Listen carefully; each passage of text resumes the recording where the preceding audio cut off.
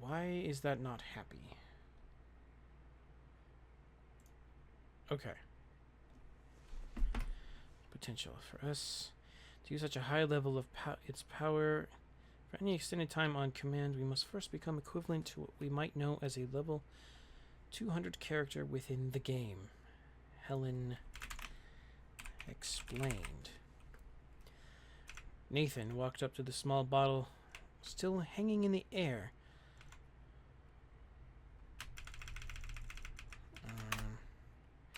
About to reach for it when Helen teleported to him and stopped him. Let's reach for it. Do not touch it. I thought I sensed something like this at first, but I could not dispel it. This... what is this? Okay, I initially sensed something like this, but I could not dispel it. This liquid is a swarm of magical parasites. When released, they will take hold of anything.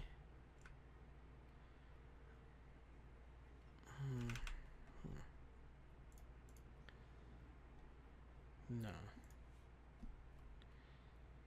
These parasites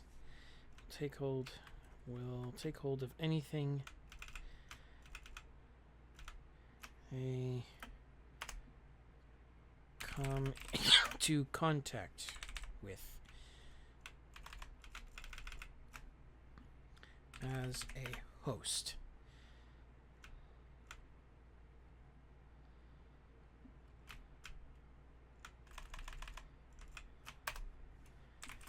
Things that are liquid in nature,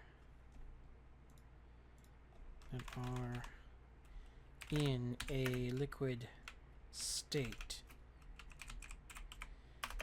are the first thing it will try to control. Oops, these is.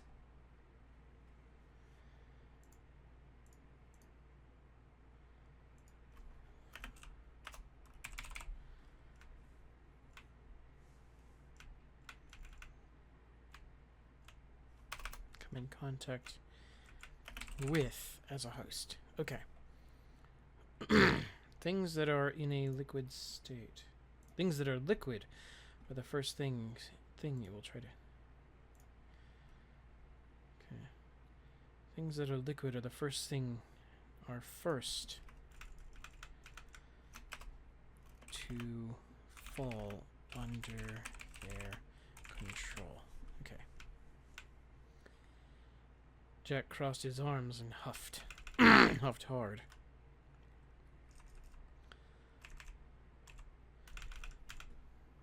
While Helen... Let's see.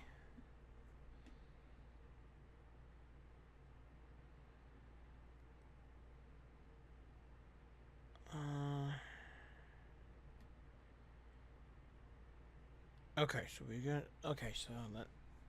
Let's heal up their wounds first, because they basically got scalding burns from boiling water. Yeah, that's not fun. Helen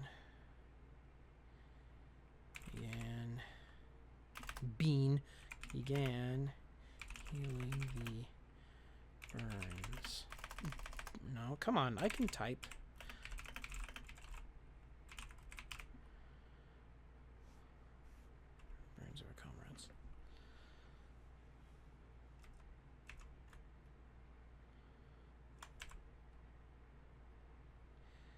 The only thing...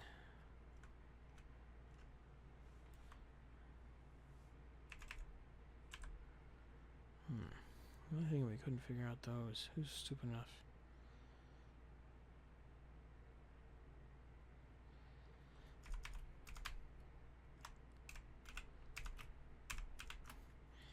Who would be stupid enough to let something like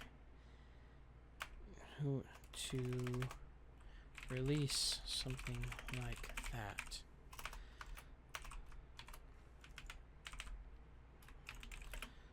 Jack scoffed.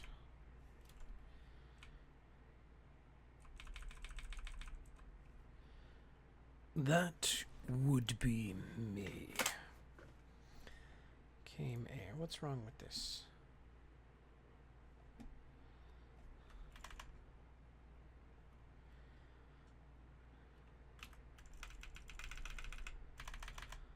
Okay. A voice said from seemingly nowhere. Seemingly, no, let's see. Everywhere.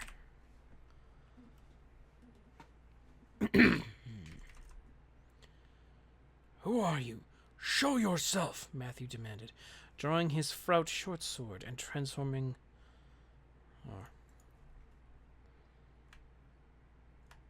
cloak into a shield once more. Oh, now where's the fun in that? Let's see.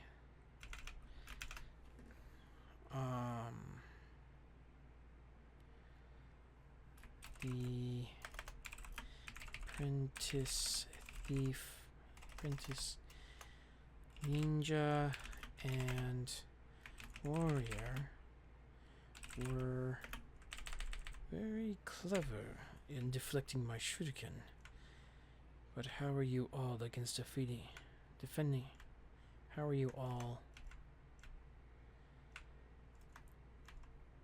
How are you all?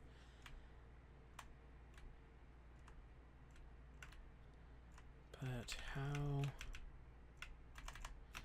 can you defend yourself against something you can't see?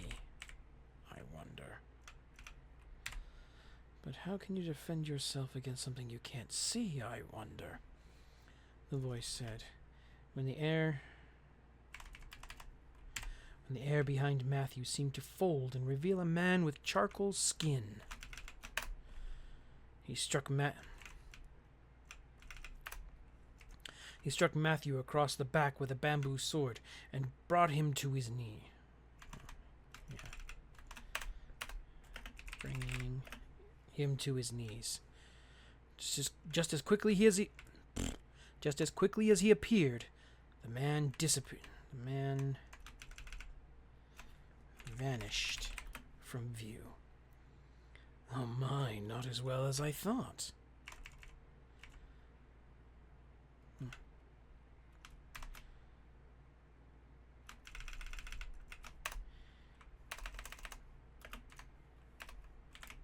If you were to fight back, I would have so much more fun.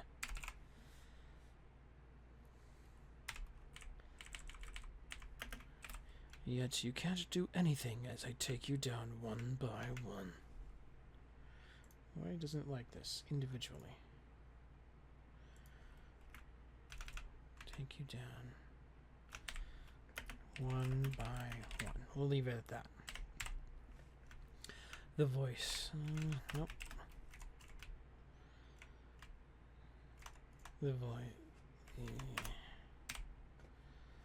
The voice said again as the as the air folded behind Eris, allowing him to quickly hit a series of points on her body and bring her. No, come on. What does this want? Ah, that's what it wants. Okay. Serious points on her body and bring her to the ground. Nathan turned as the air folded.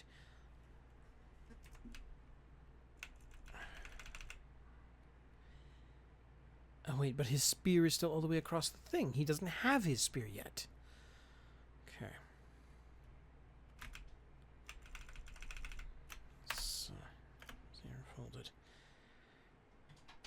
clenching his hand and swinging as hard as he could. But the man disappeared. Again.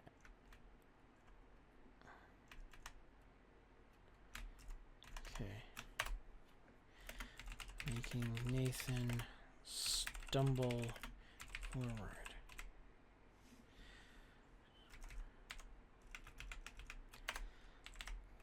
How pitiful. That's two I've taken down, and you have yet to put so much as a rash on me.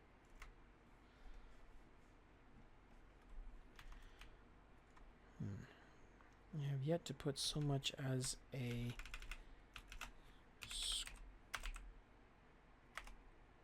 scratch on. You have yet to scratch me. There we go. That's better.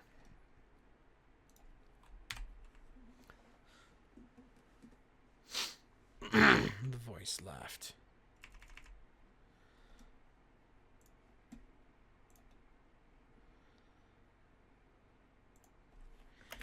Nathan growled in his throat, sprinting for his spear, still holding the giant shuriken.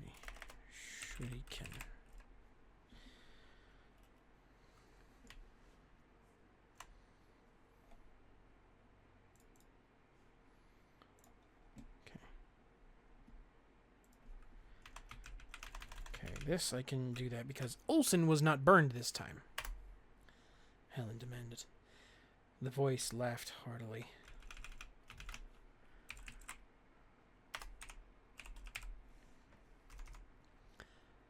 And what if it was? Alright, I'm gonna do a thing really quick. Give me just a second here.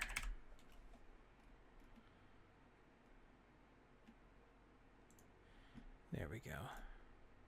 Alright. There we go. That should be a little better. Anyways.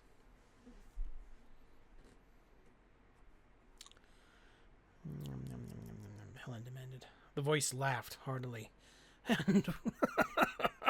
And what if I was? It was merely a test to see how powerful you lot are.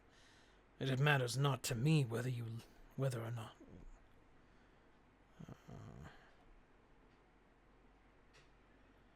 It matters not to me whether or not you live, or if any of. Okay.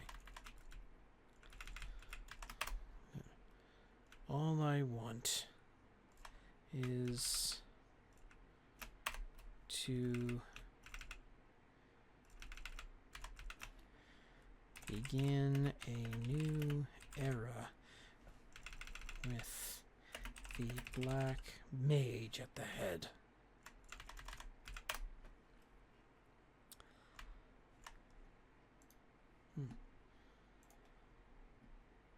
Again, he appeared and struck a few points on Helen's body, making her fall to the ground.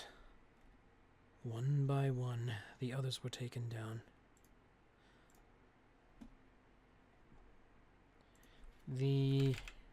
Their invisible attacker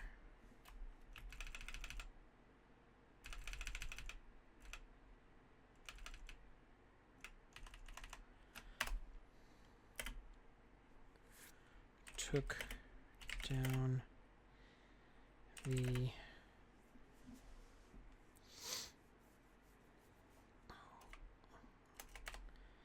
incapacitated everyone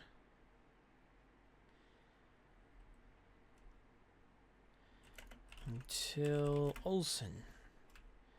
Till only Olsen remained. Oh, come on.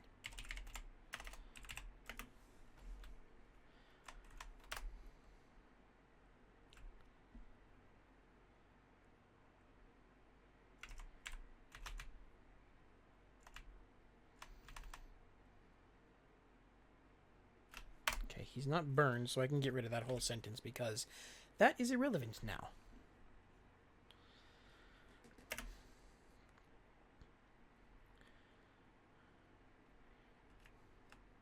With slow and shallow breaths,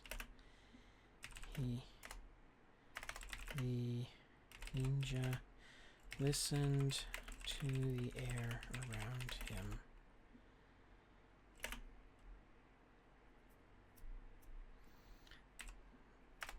His hand flicking the pommel of his dagger.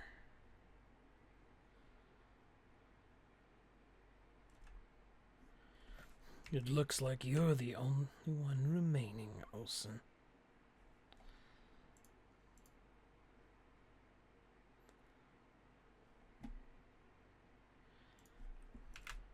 Looks like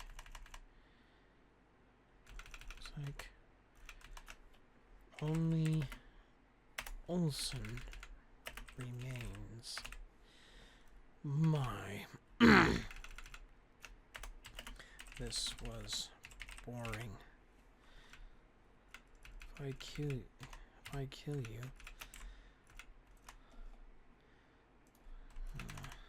I have been promised a seat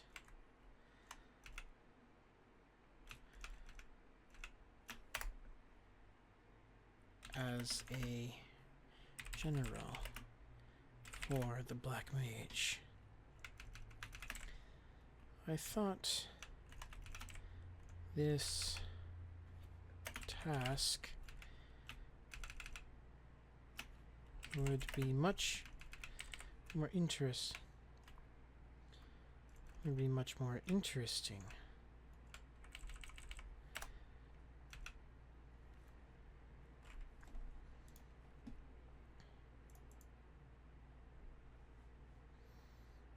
No. Let's see, not as there has been promised. Okay, let's reverse this. That's probably what I should do. I've been promised to see as a general for the Black Mage if I kill you.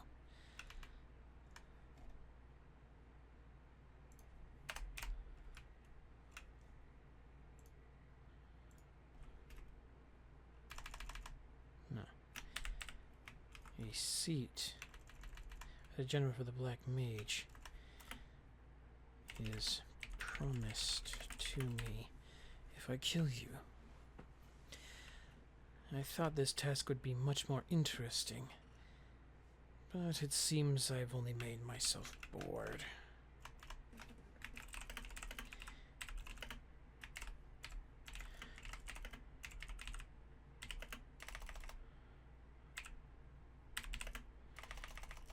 Made myself. It seems I'm only wasted my time.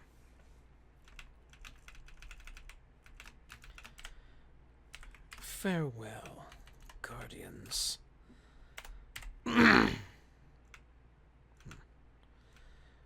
Olsen breathed deeply, listening to the winds as they gently whispered around him.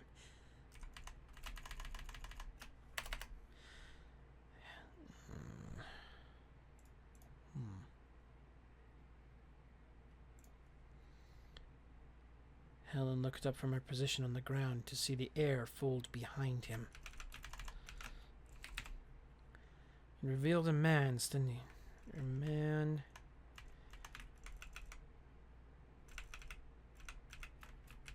armed with a bamboo sword.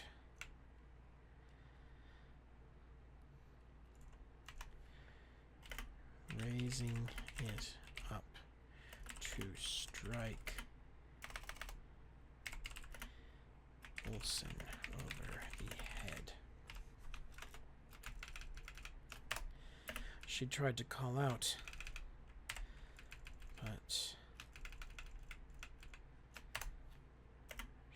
couldn't speak. It was as if her voice simply didn't voice is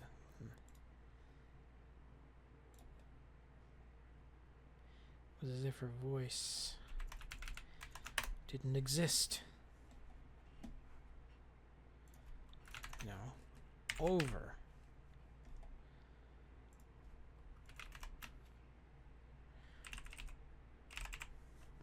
I don't know what the heck is. Sometimes I type a word and I think I typed a word, but it doesn't appears to be not the word that I typed.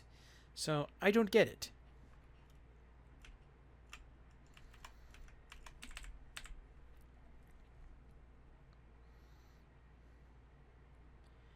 Okay, get rid of this because I just made mention of that.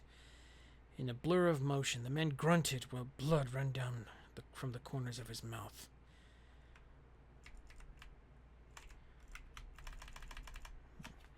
Looking down, he saw Olsen's claw hand driven through his gut. Bands of violet-colored... Oh, okay, so that's why I had him do that. Okay. Let's see.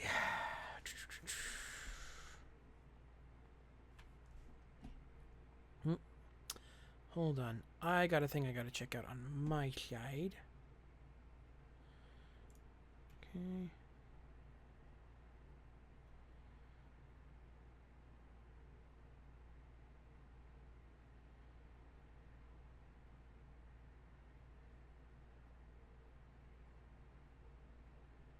Okay.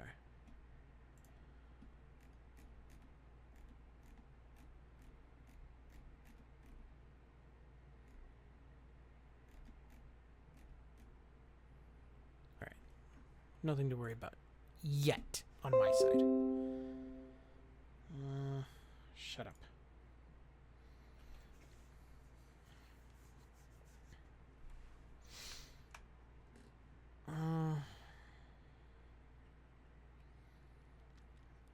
Let's see.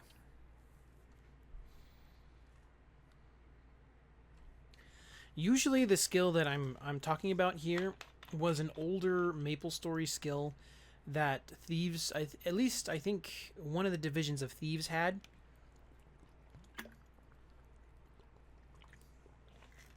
Which was kind of like a self-healing skill, where you hit the monster or hit the boss or something like that, drain the monster. I believe it was called energy drain, even.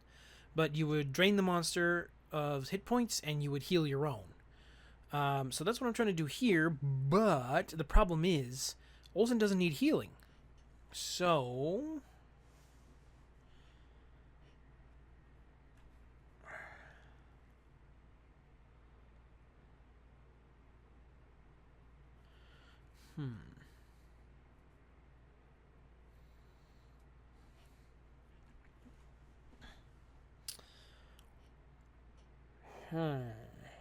What could happen instead? Oh, okay. All right.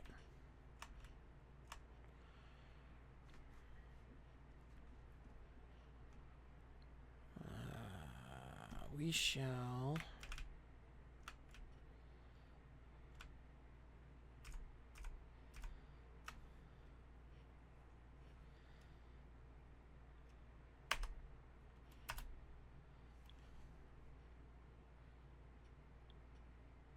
Actually, we can just get rid of that altogether because Olsen doesn't need healing, so we can just forget it.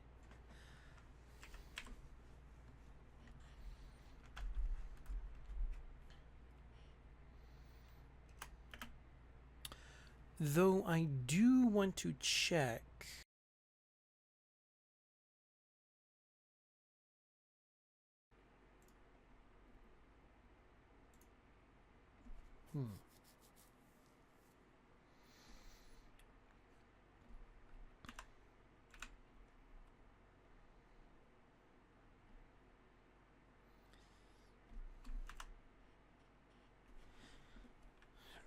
How you should have been able to sense my presence from the veil behind. Okay, let's just continue on from here. We'll see about stuff working. Oh, you shouldn't have been able to sense my presence behind that veil, the man said, dropping the scroll and sword.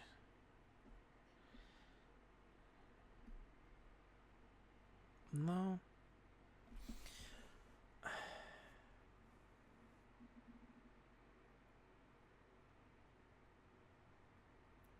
No. We'll leave it.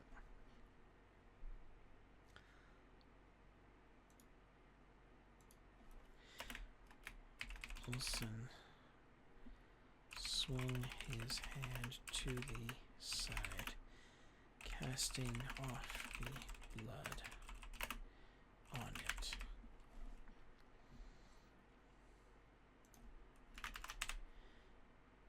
It's a healing spell to close the wound.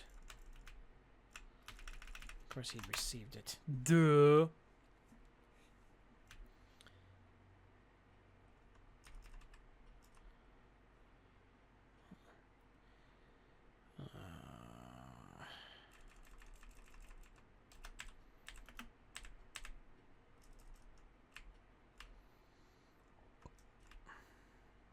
Okay, so let's do this.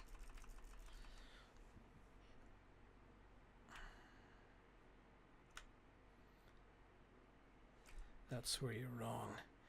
Did you forget that I am the guardian ninja of Osiria? I may be human, but I have power far greater than you could ever hope to defeat. As do all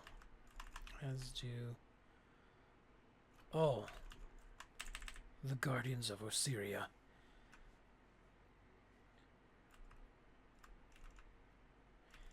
You're far outclassed, Bamboo Warrior. You're far outclassed, Bamboo Warrior! Olsen shouted as Lillian ran from person to person, holding a small talisman above them to release the nerve attack. You'll pay for that, Matthew growled, as the shadows around him became his shadows became gold light, while the other guardians began to do the same. Or, no. Became gold as the mana overdrive took effect. Within moments, the same gold light spread to the others.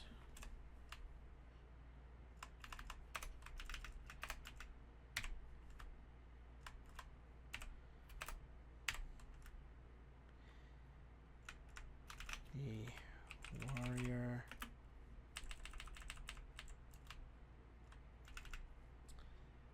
what's going on here? Why is this not happy? Okay. The warrior reached for his sword. It was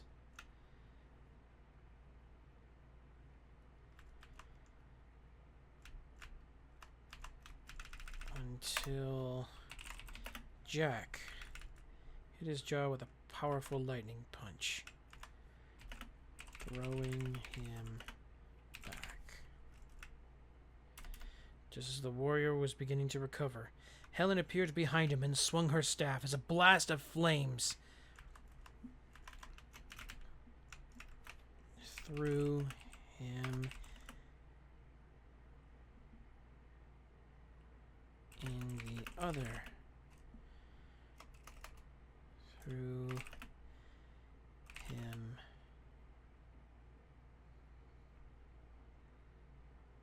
in the other direction. Okay. Jenny appeared above him and quickly fired 4 spine arrows. Fired spine arrows in his shoulders and hips.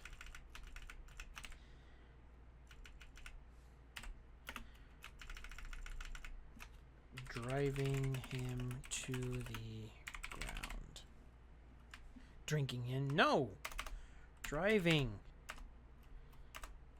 To the ground.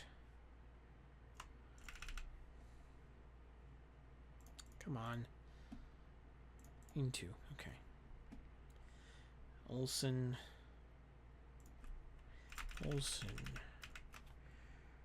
Drew his Curse Slayer dagger and spare kunai. Okay.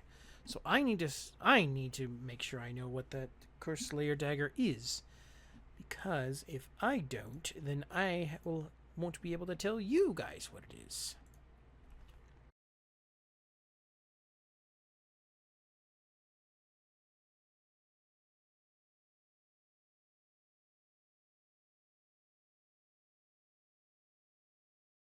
Push this button over here, push this button over there. Okay. What was I doing? Right. I need to describe the dagger. Where am I?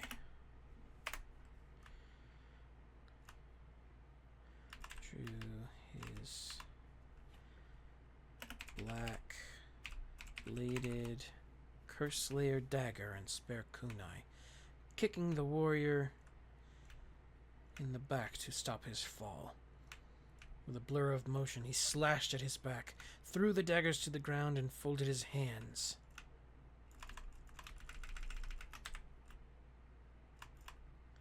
No. He didn't throw his daggers to the ground. Welcome to the vault, Black Cry. You are the new shiny coin in the vault. And from here out, I hope you're at least mildly entertained by what you see here today. How are you doing this evening, morning, afternoon, whatever time it is for you? I hope you're doing a good day. And welcome.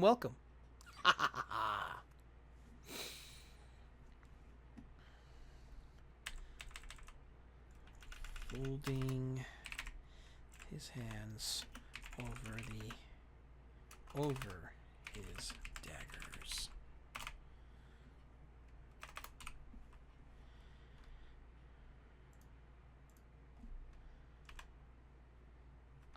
Okay, I see.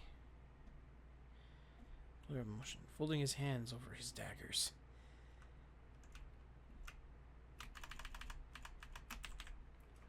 Priests, ninja, and sumo fighters appeared. No. 7 priests, ninja, and sumo fighters appeared, each hitting the warrior.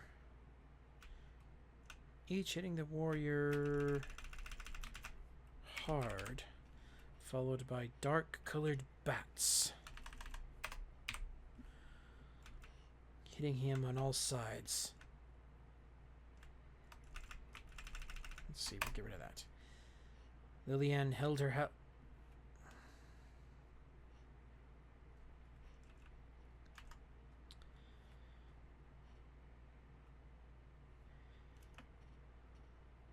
till he was thrown forward by a kick from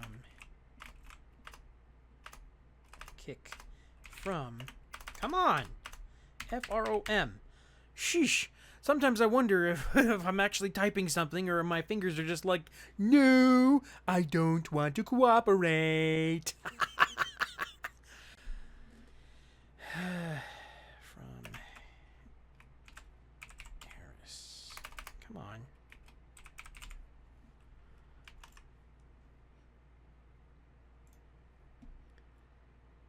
Oh, okay.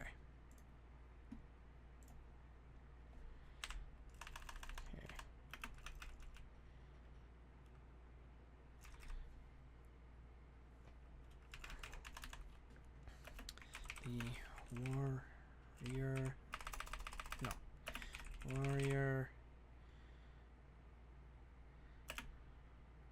flew across the road, stopped dead by Lillian.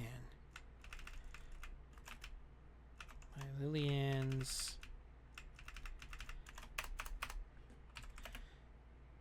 halberd shaft. In a whirl of movement, she slammed him to the ground. No.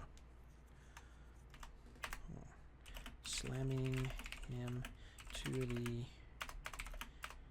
ground in a whirl of movement. There we go.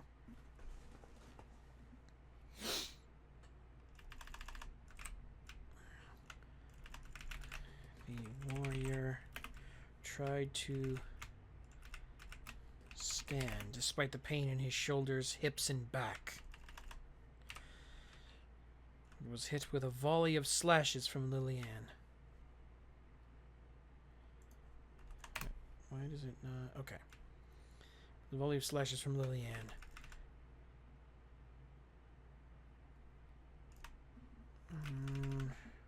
Her halberd beginning to glow with hot yellow light.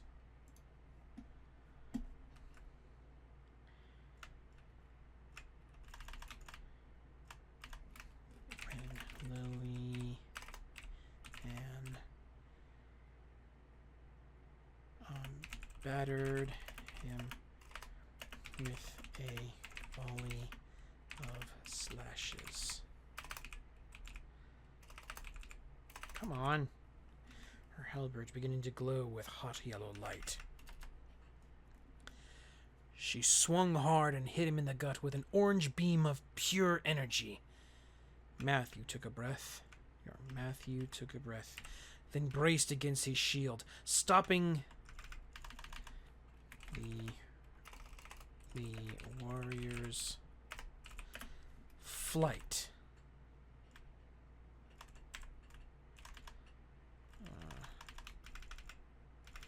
Matthew braced against his shield, stopping the warrior's flight, while his sword iced over.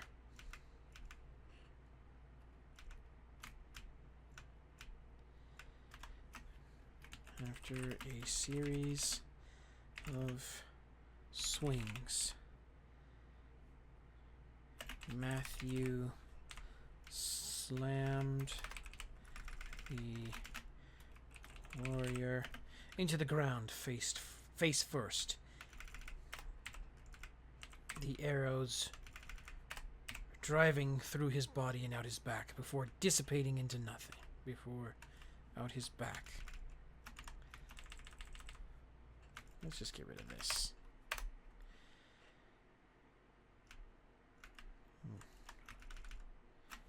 Holding his sword to the skies.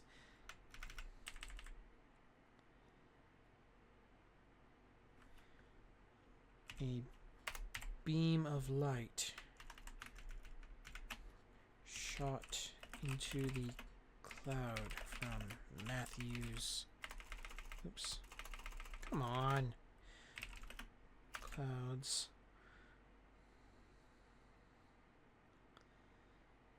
From Matthew's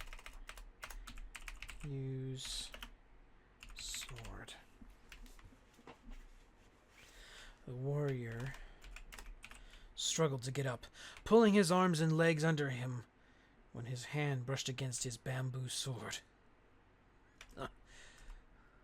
Is that really all you've got? He shouted, grabbing his sword and getting up. And grabbing his sword and standing in a blur to connect with Matthew's neck. 5 swords made of pure light fell from the sky and drove through the man's body, stopping him in mid-strike.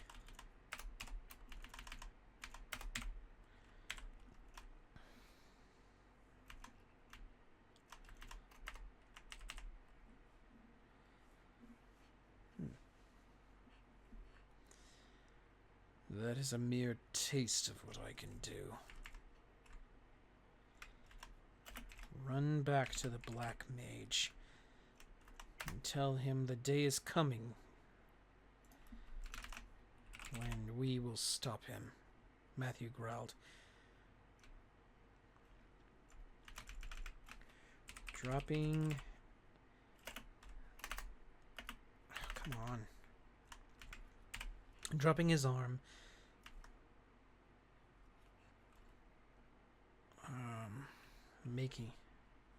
Dropping his arm, making the swords fade.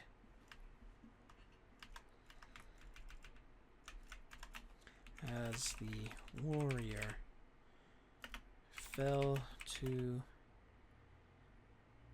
the ground and slipped to unconsciousness.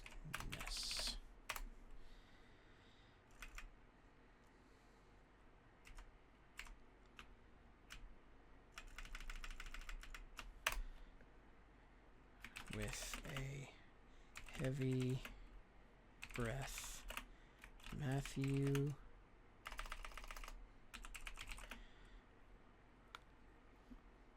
calmed the mana overdrive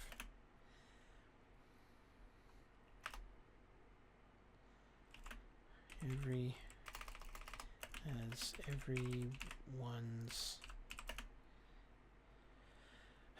power returned to their normal levels.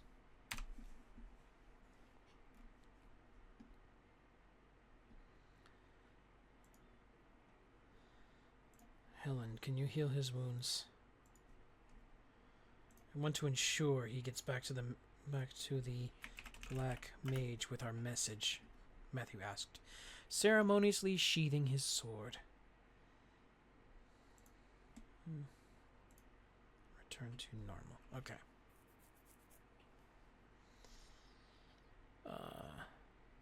Okay, so give me just a second here. I need to check something. Oh, wait. Right. I can just look at that. Never mind.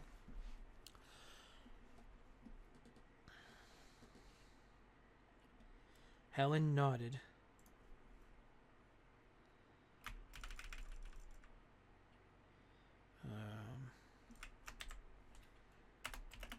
Casting her healing touch while Olsen undid the nerve attack spells on their apprentices. Nerve attacks on their apprentices. Karin and Alcaster came from behind a tree and clapped their hands. Where were you the entire time? Let's see. Jenny asked with a squeak in her voice. Alcaster went to Olsen and complimented... And no. Went to... Let's see. Nathan.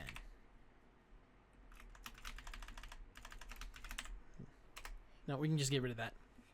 Because...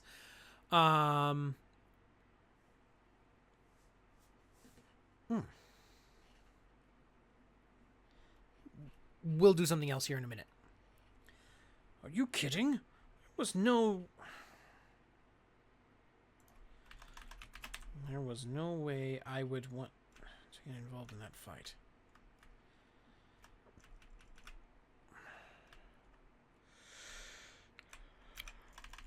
Let's see. I didn't want to get involved in that fight. If another of the masters were here, then maybe. But that was a very impressive and awe-inspiring show of power and control.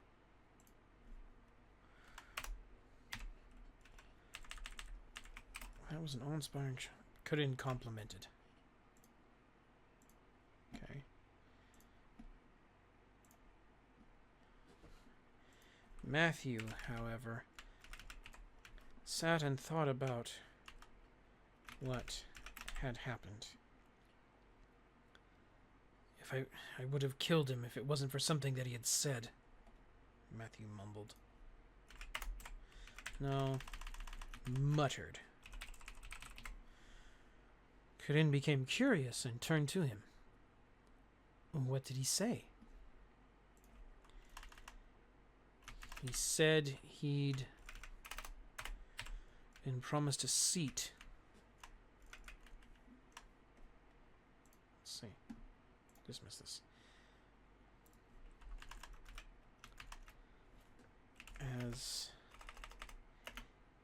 As a general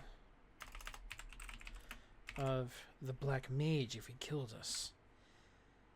But thinking back to when we had gone to Ariant, Jack said that the Black Mage himself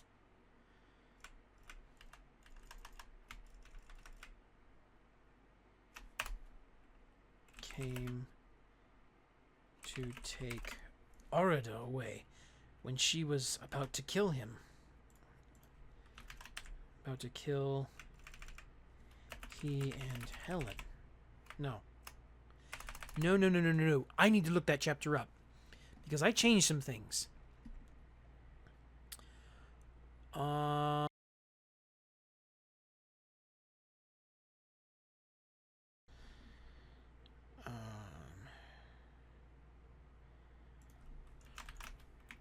Olsen reported. That's not what I wanted to do.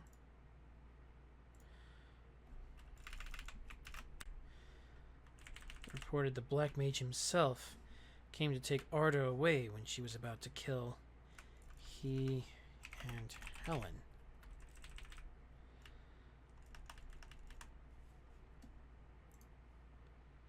Him and Helen. That tells me we are somehow important to the Black Mage.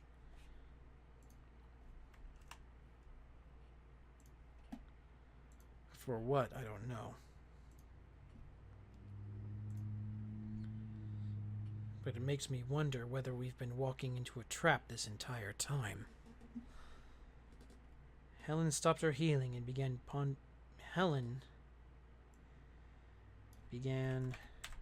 the same thought.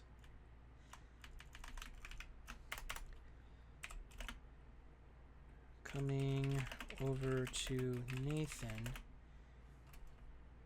Oops. And Eris.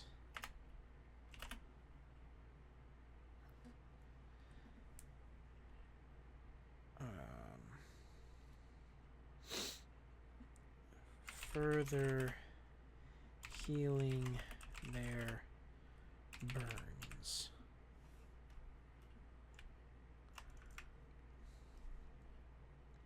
Come on, what's the problem? Oh, just spelled it wrong. Duh! That raises a lot of questions, Matthew. Such as... For example, is the mage gathering the crystal husks to extract our power somehow? Is our becoming stronger working in the mage's favor? Black mage's favor?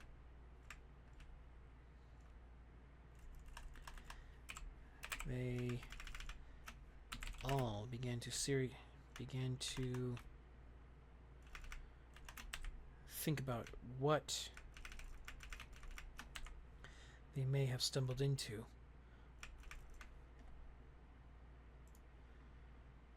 Unsure. Come on. Unsure if they were doing Osiria a favor or sending it to hell. With questions mounting in their minds, the group gathered their belongings and headed back into town. Not seeing the black hands wrap around the warrior and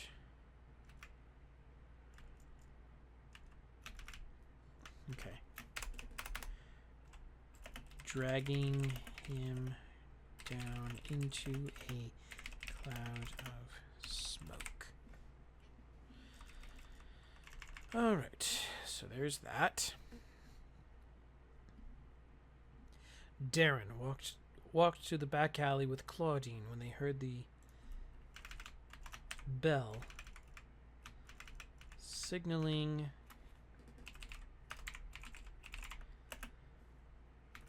the arrival of their informant,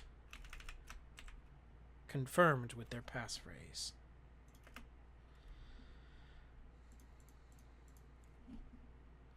It was confirmed with the passphrase. It's been a while since we've seen you. What else have you gathered? Claudine asked. The man in the shadows laughed slightly.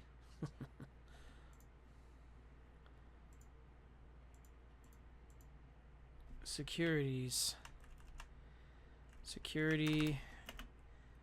has been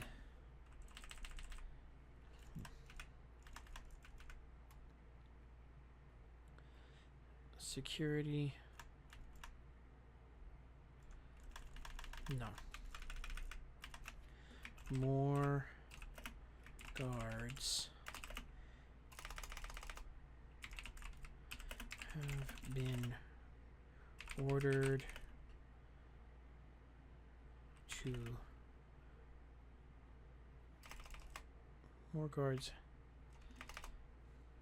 patrol.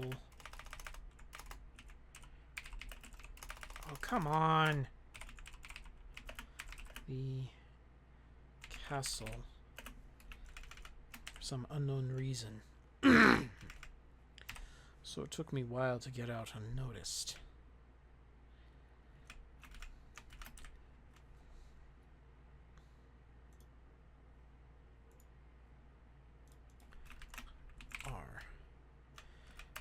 Patrolling the castle for some unknown reason. Just want to get unnoticed. The mage asked the bamboo warrior to defeat the guardians, but of course that failed.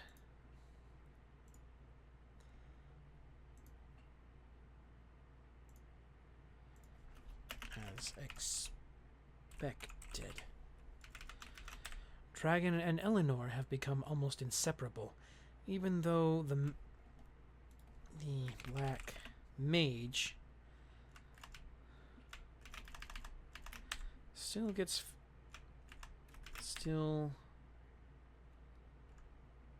physical with Eleanor. No.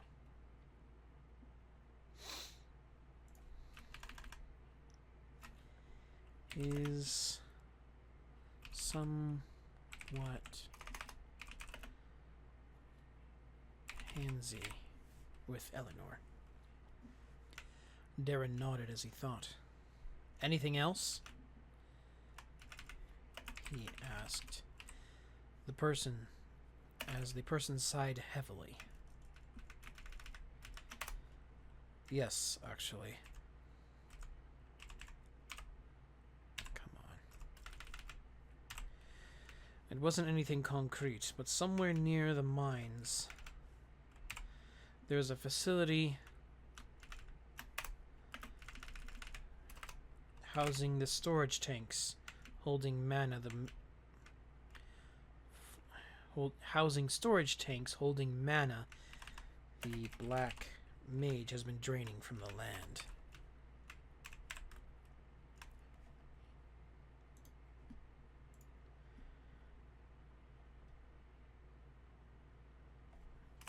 Okay, exists a facility. Come on, what's the problem? Okay. Really? This is worth looking into. Keep us posted, Claudine said, as the sound of thick leather fluttering in the dark left them, while Darren and Claudine walked back to the garage. So what do you think? Darren asked. Claudine shook her head. I'm not sure. Hiding those tanks near the mine seems too easy. We'll send a scout out tomorrow and see if anything comes up. If there is anything out of the ordinary. Beyond that, we'll just have to wait and see and rely on the informant.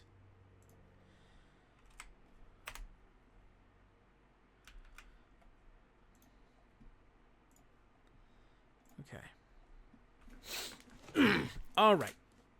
So, heads up for those of you who may be watching this who are a little bit squeamish. This gets a little painful. let's just leave it at that.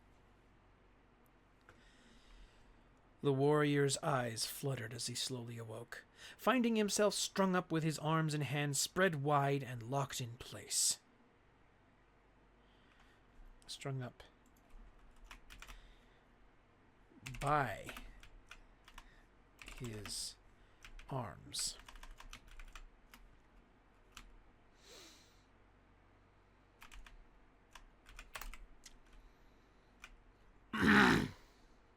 Let's see. Come on.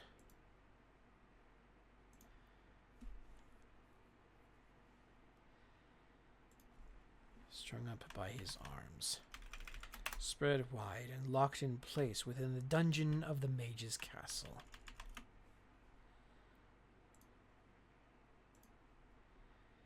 He tried to pull free when within the black mage's castle. He tried to pull free when his captor's hissing whispers stopped him cold. "What is the meaning of this?" the warrior demanded. The black mage's eyes laughed, while breathy whispers pulsed in the air. As he shook his head. Let's see. The warrior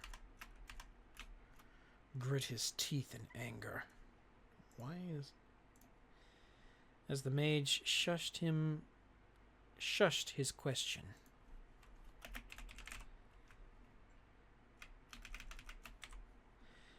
"You bastard! You knew I wouldn't succeed, didn't you?"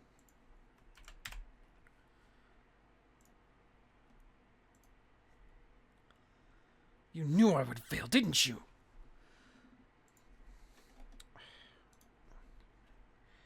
The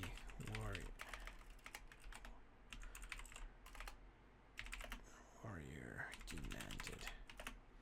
The mage narrowed his eyes as he breathed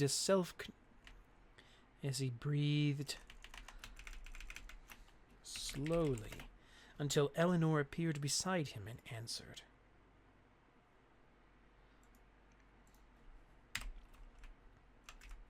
"That's exactly right. You never would have succeeded. But now, thanks to you, they are beginning to question. They are questioning their purpose for being here. Do you know how much extra work you have just created for the master?" she asked with an agitated tone. Agitatedly. I told them plainly what was going to happen. What was going to happen? The warrior choked. What? What happened? The warrior choked when the black mage appeared before him and gripped his neck tightly.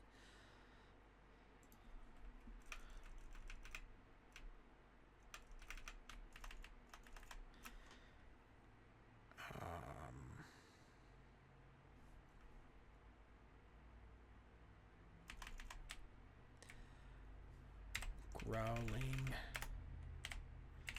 his disapproval.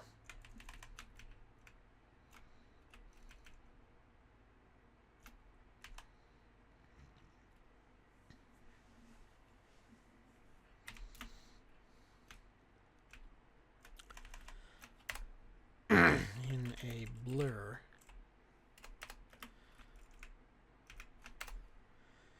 the black mage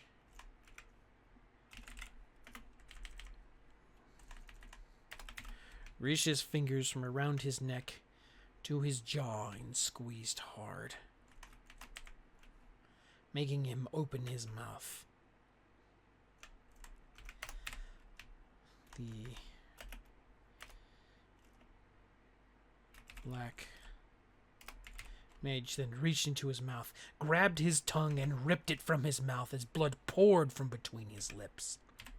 I forgot about how bad that was. It's making my mouth hurt. The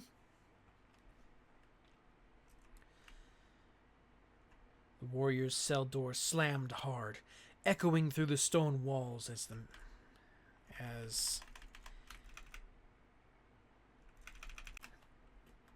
the warrior hung limp in his chains, blood pooling on the floor.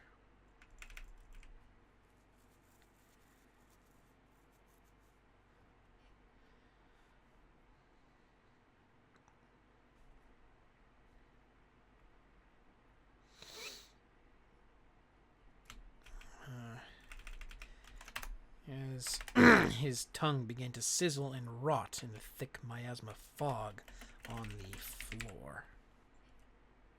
Dragon appeared at the black mage's side, following him and Eleanor as they walked to the gauntlet room.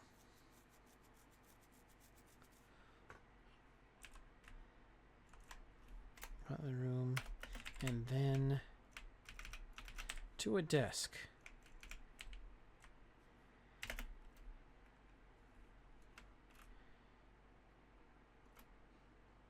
Right. To a desk where a marionette doll lay in one of the drawers. Okay.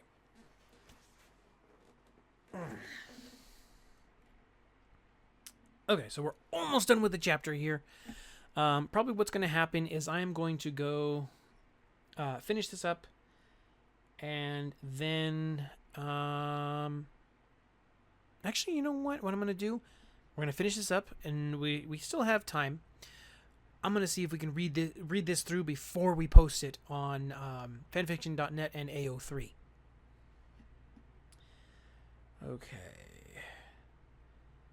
Master, far be it from me to question you, but what is that? Dragon asked. Eleanor looked back to him.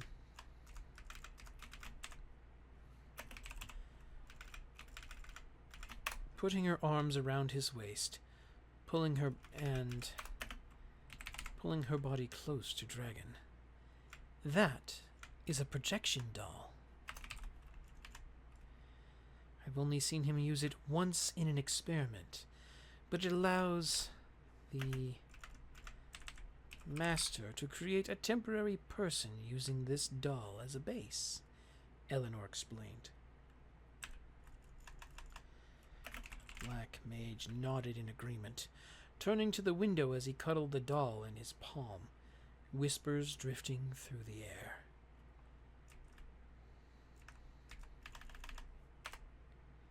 I see.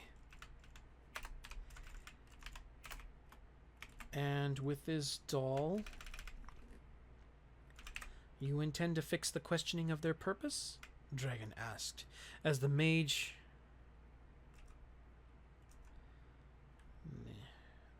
as the black mage looked over his shoulder and nodded.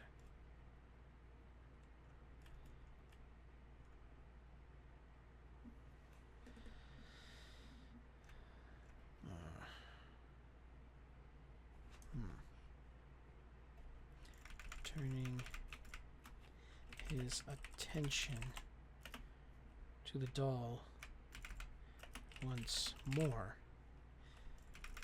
The black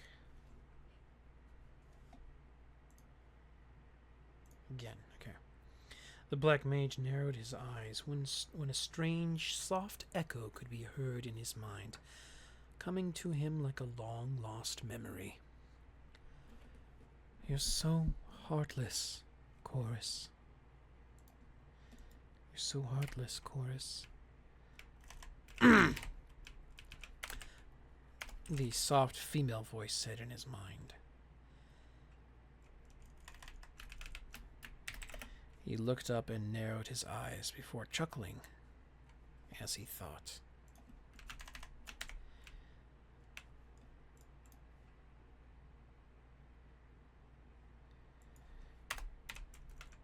Or chuckling. Even after all these centuries. No. After all these centuries, even from beyond the grave, Minerva was still trying to intervene.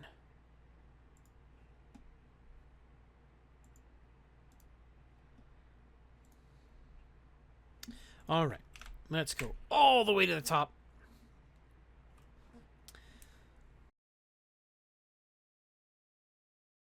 We'll get the last of these.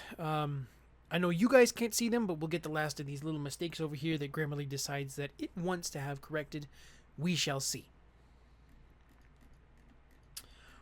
Okay, so Chapter 1.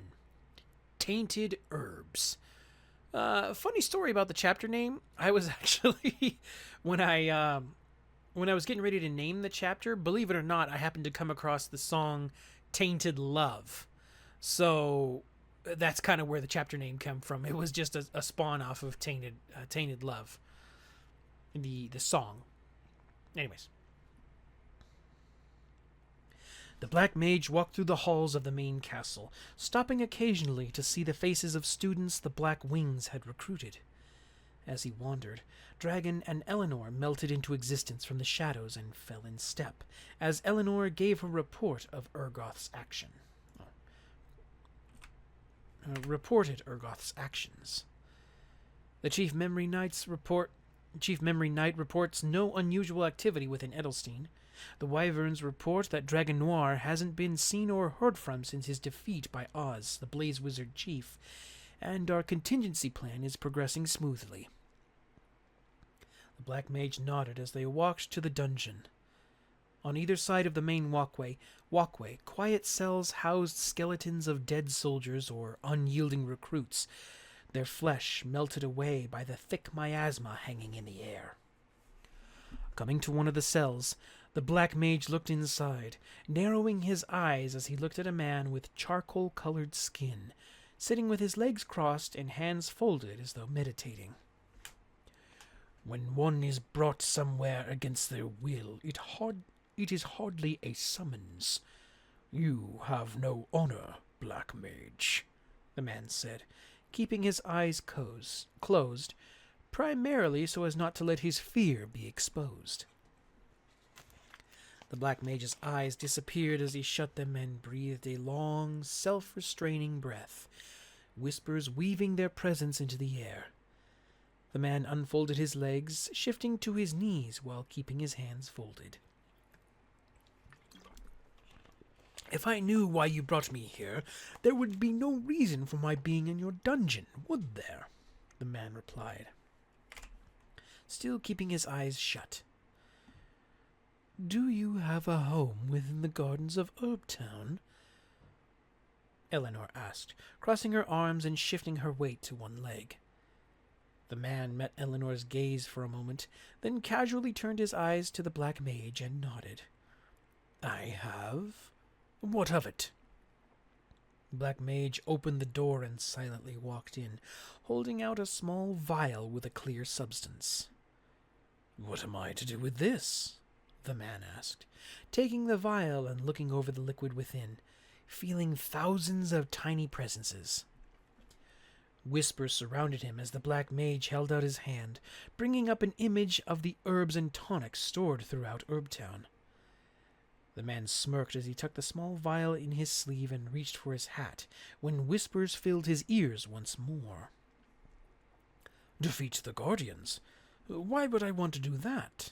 He asked, until the black mage produced a badge adorned with a tiny gold insignia, identifying him as an elite within the mage's inner circle, a general of the Black Wings. The man smirked as he slowly opened his eyes and reached for his bamboo sword and scroll. And if I fail in defeating them?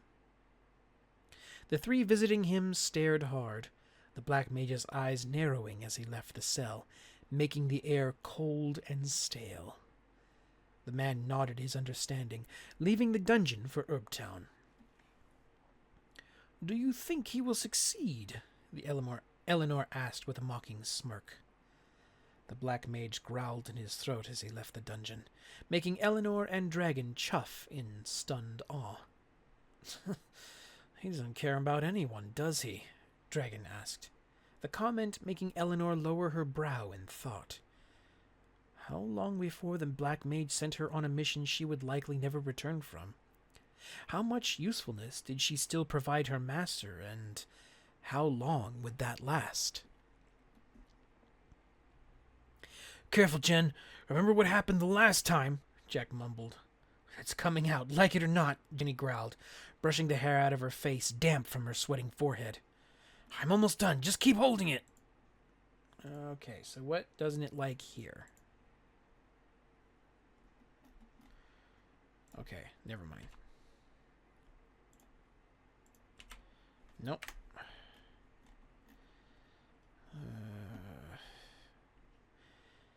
It's coming out, like it or not, Jenny.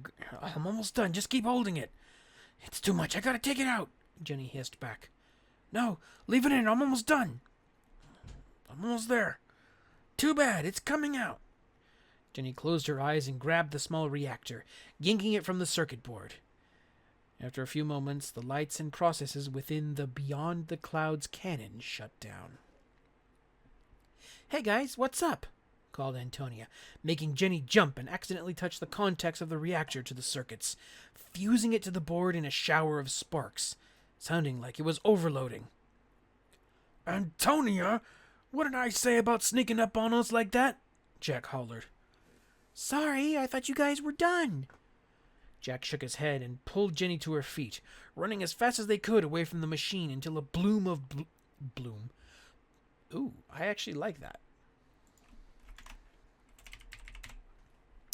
Until a bloom of blue fire erupted into the sky.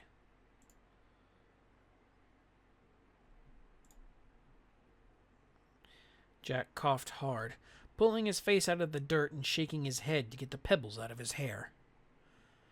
Next time, wait until you see us away from one of these things, Jack said between heaves. Olsen and Ozzy appeared, running to them after they dispatched another cannon. You guys all right? Ozzy asked, pulling Jenny and Antonia to their feet. We're good, Ozzy. Just a bit dusty, Jenny coughed as she stood, brushing off her newly finished Anez of Sapphire, a fitted, sleeveless blouse with a long blue skirt embroidered with a golden phoenix on the front. With a brush of her hand, she checked the string of her bow, the metis slung across her back. That seems kind of fancy for armor, doesn't it, Master Jenny?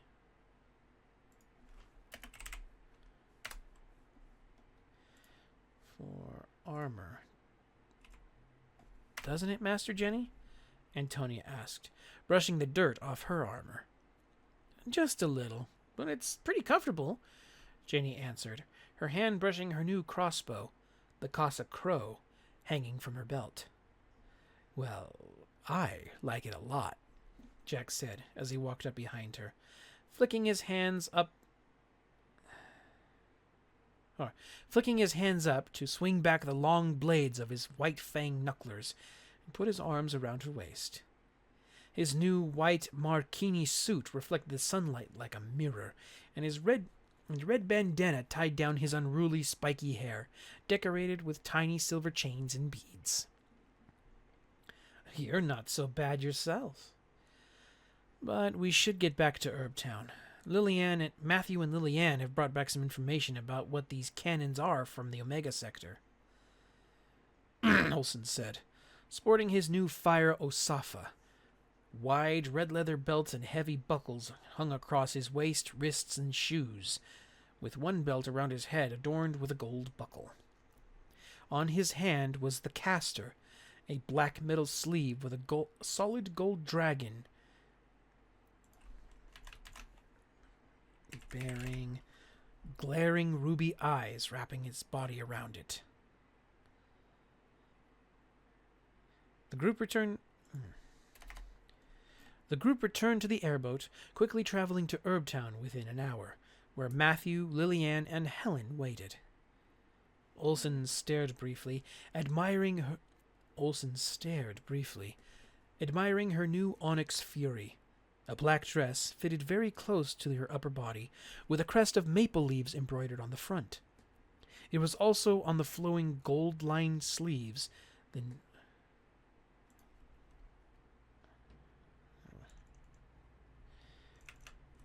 Okay, I see. I got this wrong.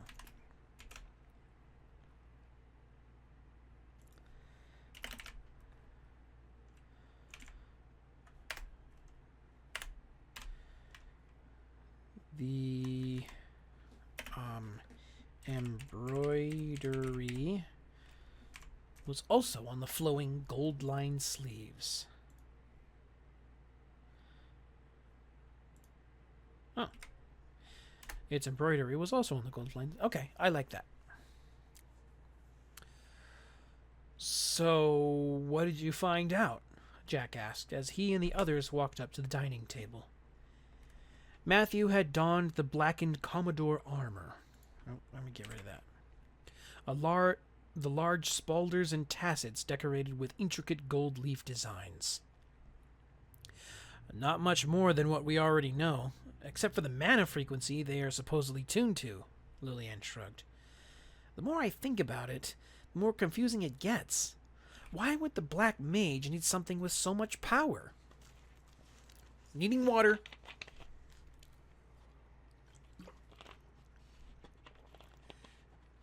It troubles me as well. There is the Oblivion Gauntlet itself, the Grace Gears, as well as the massive amount of mana he's been draining from the land, Helen mused, until the Pirate Lord walked up to them. No one could see his eyes from under his hat resting on his bushy white mustache. I hate to interrupt your thinking, Storm, but there be a problem with the liquids these pandas be making, he told them, motioning to a pot of herbal pastes sitting in the sun. From inside the pot, arms and legs had sprouted, wriggling around while a strange eye peered out from another broken piece near the rim. What is that thing? Antonia asked, reaching back for an arrow. I'm not sure. There was a slight breeze, then all the pastes and medicinal salves we made began walking around, one of the pandas replied.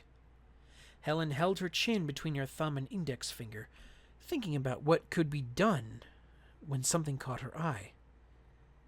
Wait, is this? She held her palm to the pot as a faint bluish-white glow gathered in her hand, while a black eye with wings formed in her palm. Dispel, she shouted, as the pot lit up with the same bluish-white glow, wriggling and bubbling as the glow sank into it and then went still. No sooner had the shaking stopped than the pot began shaking and squirming again, breaking free of the pandas holding it and running at Helen.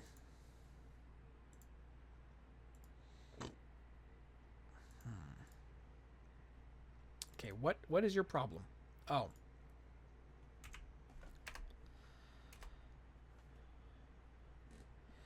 No, you don't, Jack growled, sliding between Helen and the pot, cocking back the hammer on his Peacemaker revolver.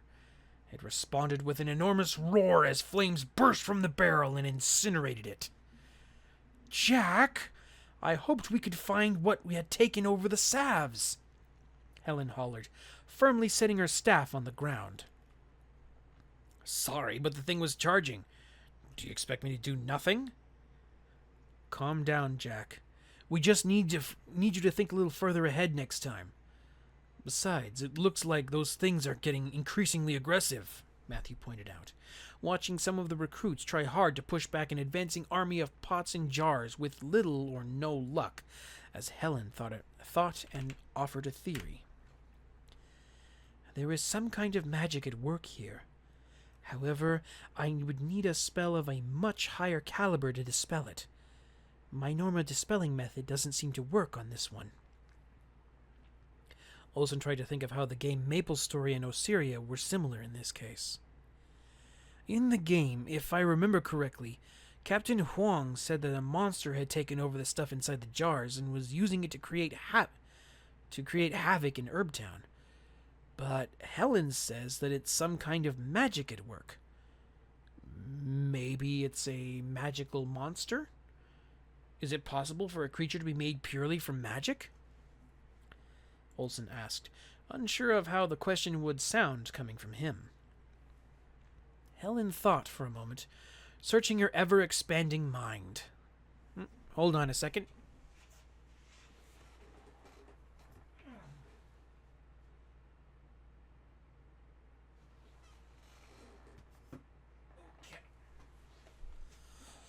Sorry, just had a thing I need to check. It is possible, but it would require a great deal of power to perform something of this scale. Nope, let me see. The only ones close to that kind of power are Grendel or Alcaster, she explained.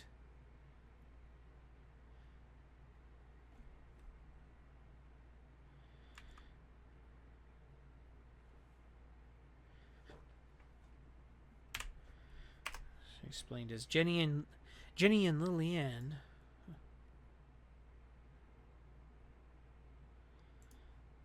Oh, come on.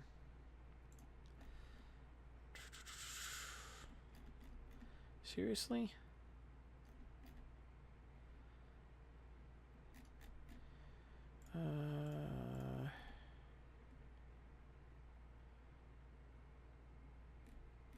See, where was I? Hate that it sometimes just like snaps to the next one. I don't want it to do that.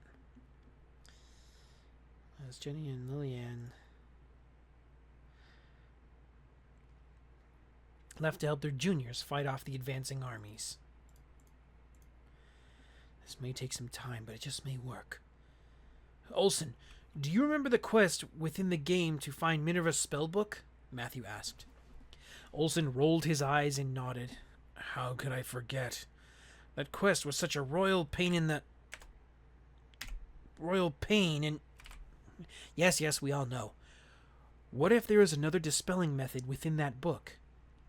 If I remember right, it should be within a statue about halfway up the Orbis Tower, Matthew interrupted. Then the first person we need to see is Alcaster. He should know for sure where we need to begin. No. Olsen and Helen do that while the rest of us stay here and hold off these things, Matthew called, as he drew the Fraut from his belt with a satisfying ring and charged into battle. Jack, Ozzy, Eris, Antonia, Jenny, and Nathan close behind. Olsen and Helen ran to the dock and their airboat when Corinne tossed a bag of supplies in. Tossed in a bag of supplies. Aren't you on guard duty? Olsen asked as he watched her board the boat. Not today. I'm tired of being stuck here all the time while you guys go out and have all the fun, she laughed, throwing the sack aside and untying the boat. Olsen huffed and shook his head as he guided the small craft away from the dock and into the sky, heading for El Nath, where their journey would begin. Okay, we're still doing Ote. Still, well, we're coming up kind of close on time there, so let's see what happens. Checky dropped the wrench for the 7th time and growled, clambering down the arm of his biped machine, picking up the wrench and then clambering back up the 9 feet to the shoulder of the mecha once more. Don't you think you should put a tether on that thing? Belle called as she approached and threw up a small rope. Belle, you're a genius, he laughed, tying the rope to the wrench and then to his belt loop. So what are you working on over here? Shouldn't this thing be up and running by now? Belle called, looking up at him from her vantage point. Let's see. Let's just get rid of this. Belle called. It is, but the right shoulder still needs a bit of calibrating, Checky grunted as he tightened down the huge 1.5-inch nut. There. Now let's see if that does it, he called, jumping down into the cockpit between the arms of the reconditioned drill mecha.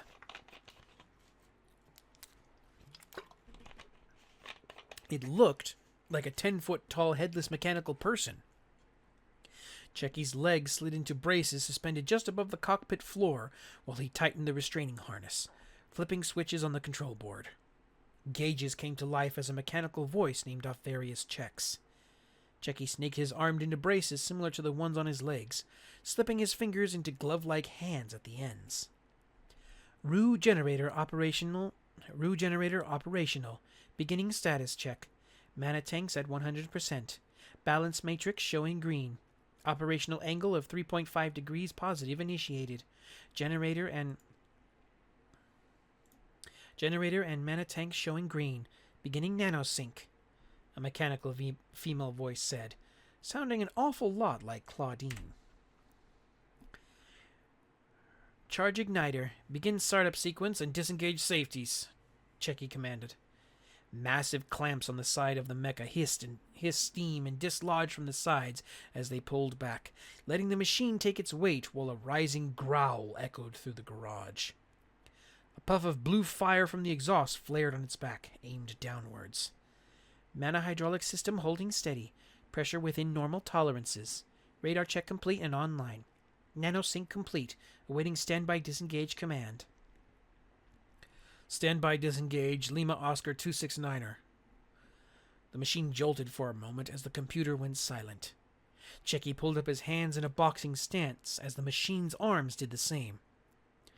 He stepped forward, swinging his arms through different moves, walking around the garage as though he were an actual bigger version of himself.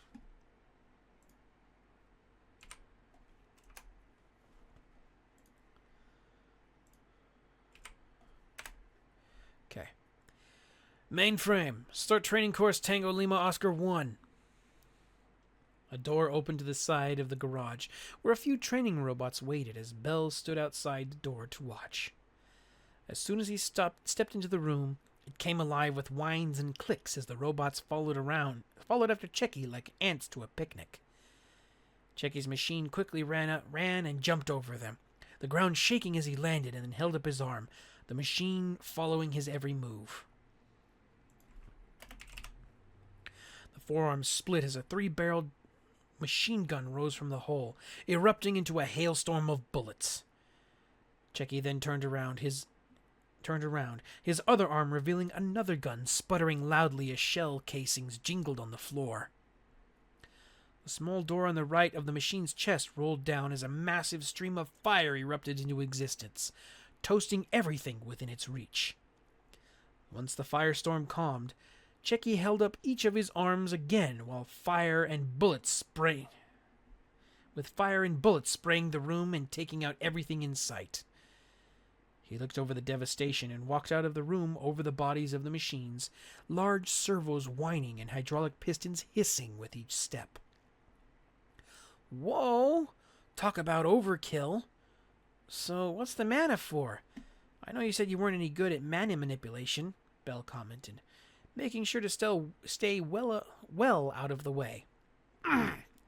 It's what I use instead of hydraulic fluid. It lasts much longer and doesn't damage the system like our junk hydraulic fluid. Engage standby mode. The mech pulled its shoulders back and stood to attention while the engine sounded like it stood to attention. Its arms hanging limp. So, what's with the nano connection that I heard the computers say? Belle asked, feeling like a little kid asking question after question. That. Before I made the control system, I had the Omega Sector send me a few vials of their nanites. I injected those into myself, which allows me to sync with the computer and change modes quicker than voice commands or switches on control sticks. This way, I can just think it rather than try and remember what button does out of 50. What one button out of 50 does. Belle was impressed.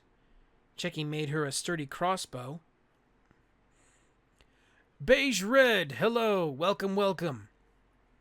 I hope you're at least mildly entertained by what you see here so far. How are you doing this morning, evening, afternoon, whatever time it is for you?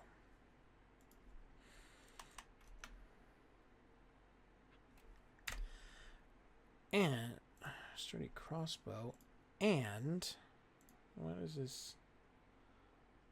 Oh. I'm just doing like a once over of a chapter of a story that I have been working on for many, many years. It's really a fan fiction of mine of Maplestory, the game.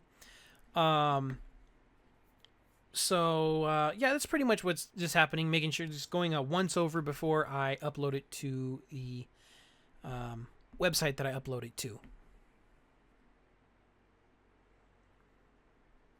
Oh no, it's not a year fanfic. I mean, we're talking many years. I've been working on this since 2011.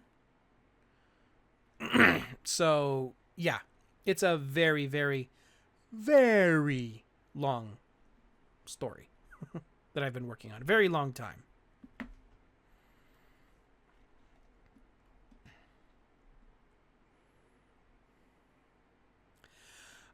Well, that remains to be seen. Let's see. Let me do this thing here. I should be able to do this. This is the link to the whole story so far.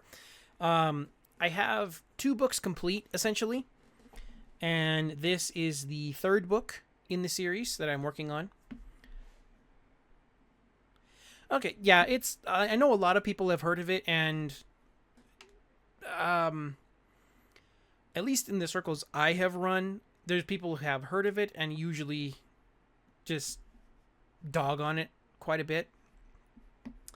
But I say that I am the self-proclaimed keeper of Maplestory lore, so at least as far as I know, most people just play the game to get as powerful as they can, as quickly as they can, and completely bypass the story. And actually, in some cases, I've heard them say they prefer that the story was just taken out of the game entirely because it gets in the way. Me, I am here to make a whole library of the stories that exist within Maplestory, as well as, work on my own fanfiction over here. So yeah, that's kind of what I'm all about. Okay.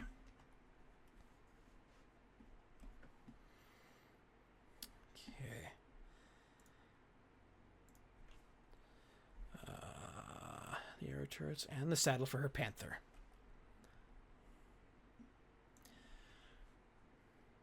Darren came walking in, soot covering his face after practicing his magic techniques.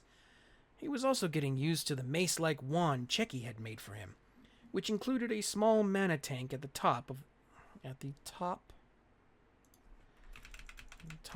made of highly refined rue. Yeah, I mean, from what I have experienced, it doesn't seem like there's a lot of people that share that passion, but hey, it's my passion, so if I can find people who are like-minded, I think it's all worth it, right?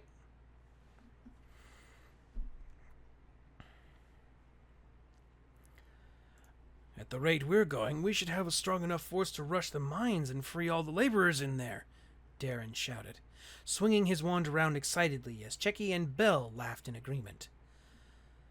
Claudine smiled as she composed the message for their outside supplier, asking for more parts so they could outfit more of the mechs like Checky's. Okay, so...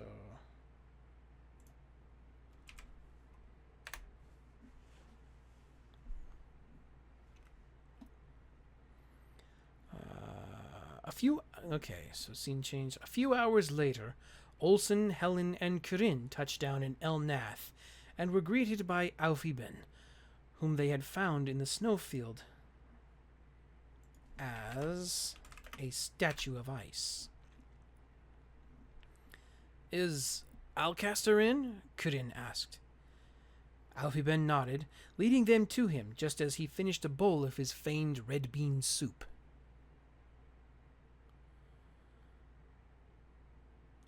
Well, I have actually,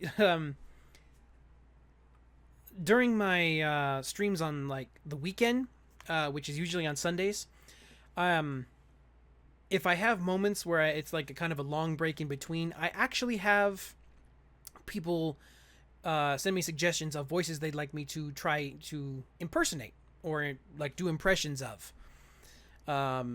So, I have done a Prince Zuko. I don't know exactly how well it turned out. But also right now my voice is kind of getting on the far end of kind of getting tired. It's a little bit worn out. And I haven't been drinking as much water as I should be. So there is that. Yeah, really.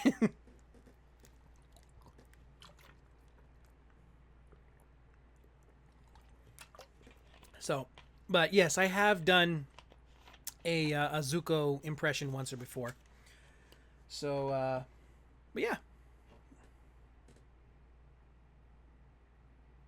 Yeah. I mean, once I do actually have a warmer voice, if I do a proper warm-up, I can actually get a little bit of a rasp in there on purpose. And it sounds a little better, but right now it's just my voice is a little bit worn out because, you know, I've been talking for the past 2 hours. I mean, I know it says only an hour and a half, but the first part of the stream, my streaming software crashed on me, so this is a part 2.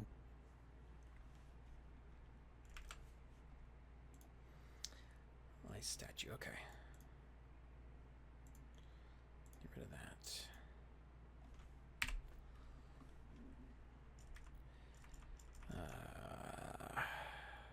Famed red soup. Corinne. Olsen, Helen, what can I do for my friends today? The old man smiled under his bushy white mustache and eyebrows. We are looking for Minerva's Book of Spells. From a previous experience, we've heard it was in the Orbis Tower in a statue, Helen stated, as Alcaster rubbed his chin, searching his vast mind for information. Ah, yes, the Book of Spells. I had retrieved it for a couple of rowdy youngsters from Edelstein the other day. They wanted to learn some of the techniques within the book to help themselves. So you have it here? Olsen asked, lifting an eyebrow. No, I returned it to the statue where it belongs. After all, a book like that could cause more damage than you know if it falls into the wrong hands. Why are you asking for it? Alcaster replied seriously. Something has happened within Herbtown, and my dispelling method is not working. I was hoping it contained a more powerful dispelling to stop it. More powerful dispelling method. Okay, there we go. We'll say that. Helen answered. I hoped. Okay. Alcaster nodded his understanding, rubbing his chin deep in thought. I see. I'll take you to the statue, but you'll have to learn the dispelling method under me here in El Nath. You may be the guardian mage of Osiria, and have the power of the amethyst crystal at your disposal. However, the method can get out of control if you aren't careful. Alcaster warned, his brow lowering and his voice stern. I forgot a thing here. Once you can perform the base, I will accompany you back to Herbtown to use this dispelling method and ensure you don't kill yourself in the process. I understand, Alcaster, but we must hurry. Herbtown is imperiled, Helen urged. Alcaster nodded, reaching back. No, we want reaching back for a scroll and a notebook. Well, that's... Oh, I see. I will need you to gather a few things for me. What do we need? Kirin asked, punching her palm. Alcaster smirked slyly, bringing out a list of items, making Helen and Olsen slump in disappointment. Beige Red, well then, welcome to the vault. You are the new shiny coin in it. I hope you are at least mildly entertained by what you see from here out, and you make lucky coin number 50! Oh! So, now if I can just get the average viewers numbers up, I'll be able to do some special stuff. But you are lucky number coin number 50 in the vault. That's awesome. Oh, hold on. There we go.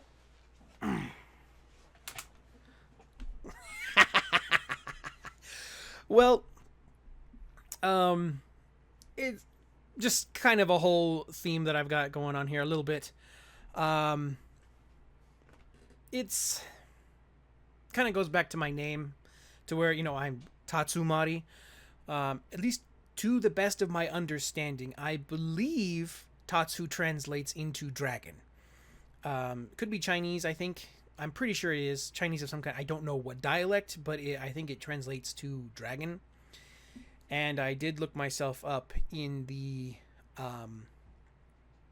whole zodiac there, and I was born in the year of the dragon. And I am also a big fan of dragons myself. So, yes. So let me do this right now.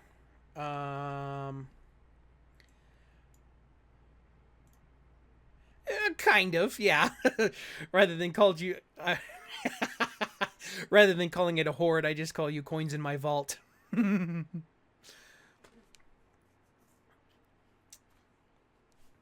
So, but with more coins in the vault, I will become a very, very rich dragon. So let's see. Let me show you. This is kind of like the whole. This is kind of.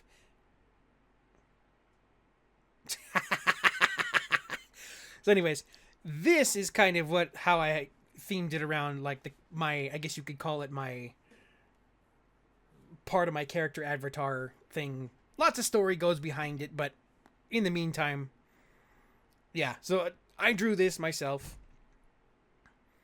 but yeah, that's kind of where it all kind of sticks from. All right, so we are at 10 of 18 pages, so I think we're just going to try and power through this all the way through to the end of the chapter, and then we'll be able to post it.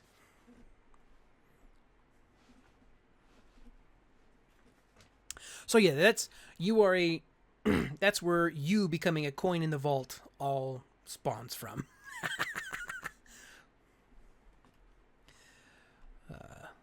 What do we need? Kirin asked, punching her palm. Alcaster smirked. Slumping. Okay.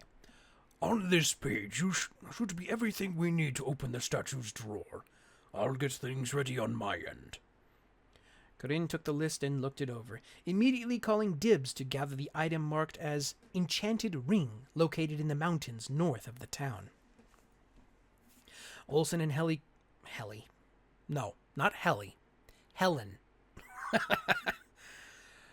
Olsen and Helen quickly looked over the list, then left to begin climbing the stairways and ropes of the tower into the Cloud Park for stellar, lunar, and solar magic badges of the Pixies.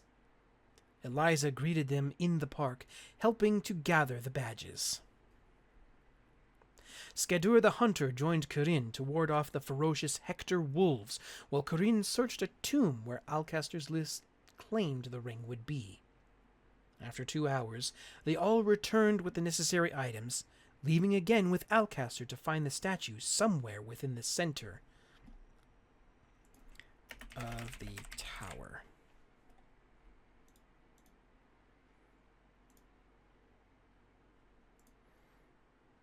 In the tower's center. Okay.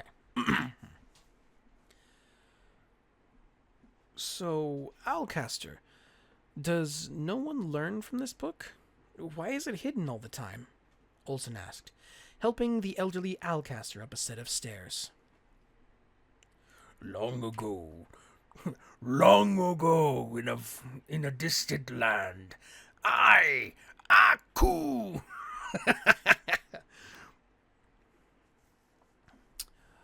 Long ago, when Chorus and Minerva were still on good terms, they began writing down the spells, forms, and techniques they had learned so they could one day pass along their knowledge to their children. Your parents learned the less potent techniques, teaching them to you and others before you.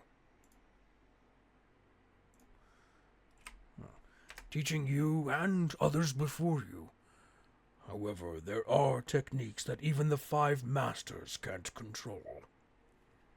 Helen's ears burned as he spoke, piquing her interest as she heard him coming up the stairs. What if I were to train hard and don the Onyx Empress? Would I become powerful enough to learn even more from the book? Oops, forgot a C there. Alcaster sadly shook his head. No, Helen. Despite your one day becoming even more powerful than your grandfather, even you won't be able to handle them. Only Minerva or Chorus could wield them. Helen sighed disappointedly, nodding her understanding as they approached a door sealed with a potent spell. Alcaster removed the spell, allowing them in, revealing a statue of a beautiful woman seated upon a pillar with enormous wings decorated with gem chips throughout their finely etched feathers. Wow, the statue in the game looks nothing like this, Olsen muttered, staring in awe. This is a smaller version of the statue, a stonemason made in honor of Minerva, before one of her wings changed. Alcaster smiled as he slowly knelt and slipped the ring into a depression in the base, pulling open a drawer. Inside was a hard, leather-bound book with brass edging and plates across the covers. A large steel lock held those covers shut. This is where those pixie badges are needed. Alcaster smiled as he pulled a small bowl from his sleeve, reached for the badges, ground them into a fine powder, and sprinkled it into the lock. Small gears inside turned and clicked until the lock sprang open, allowing them passage to the words stored inside.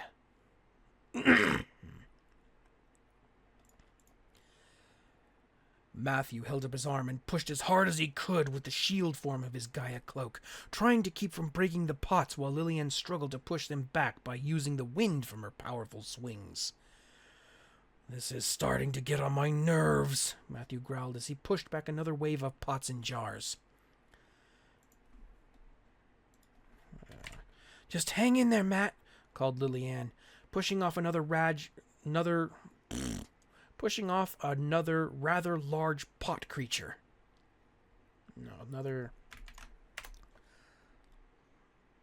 Pushing off another large pot.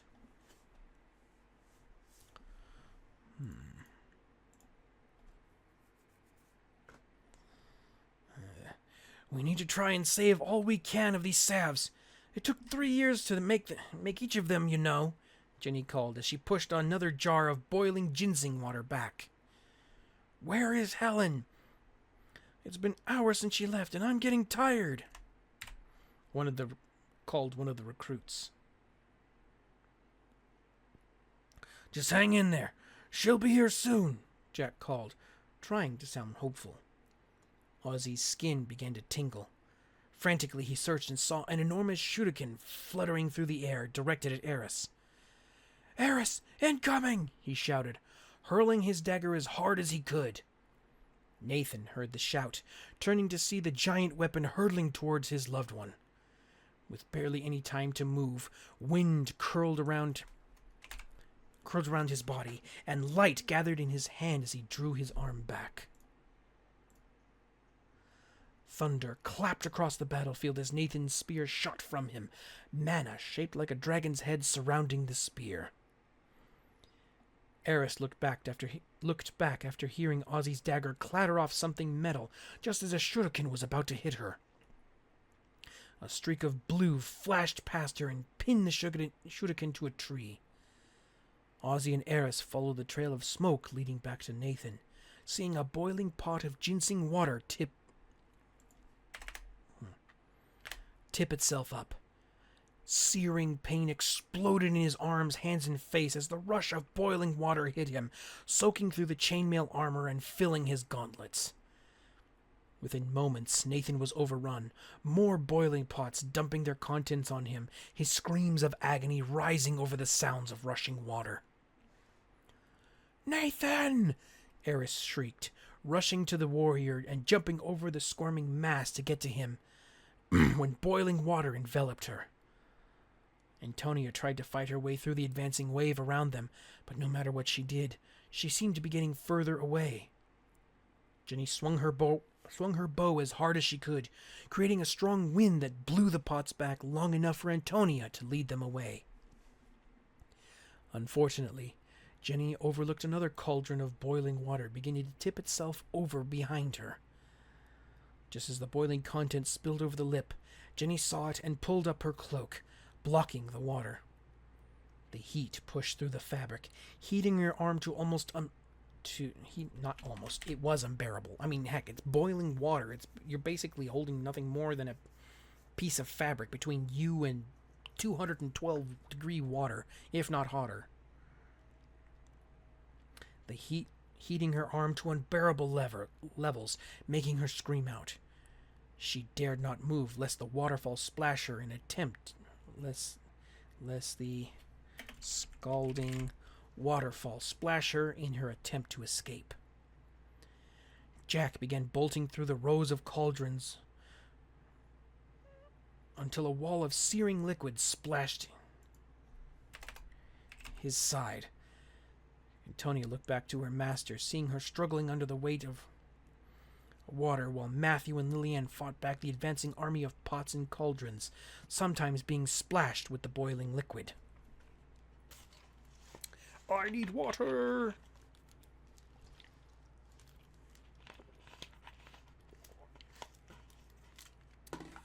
Ooh, I gotta fix that. Nope. There we go. Alright, that's a little better.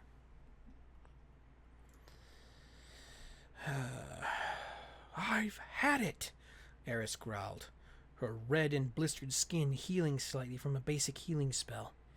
She grabbed her pistol, changing the cylinder to a larger caliber, slamming in a mighty caliber bullet and flicking it shut. The gun roared in fire and smoke as the pot dumping water onto Jenny shattered, shoving back a wave of pots. I'm not playing in defense any longer. It's time to stick it to 'em, Eris shouted. She reloaded her gun in a blur, firing rounds without holding back. Matthew snarled and reached for his sunrise greatsword, while blue electricity skipped over the steel, his warrior's overcharge flaring bright around his wrist. Threads of blue electricity snapped on the ground, hurling his mantle into the air. His cloak With a cry of effort, Matthew drove his sword into the ground as a shockwave ripped through it, tossing aside many pots and cauldrons. Antonia soared through the air, springing off a tossed pot and firing off bomb arrows into the midst of the multitude, each shot breaking a handful. With a snarl, Matthew caught up his greatsword again, cutting down pots and gaining orbs with each swing until all 5 had gathered around his wrist. With a grunt that sounded more like a roar, he stepped wide and swung wide. Leveling all the pots within the sunrise's reach. Lillian gathered her momentum, unleashing a powerful wave of ice, freezing the air and ground as it enveloped nearly a quarter of the multitude. In one smooth motion, Jenny turned and swung her bow into position, firing through a dozen pots with one arrow. The 4 of them readied their next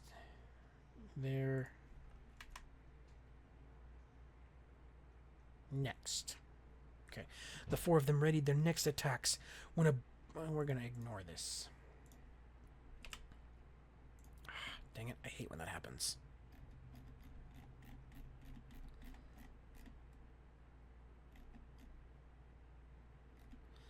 Okay.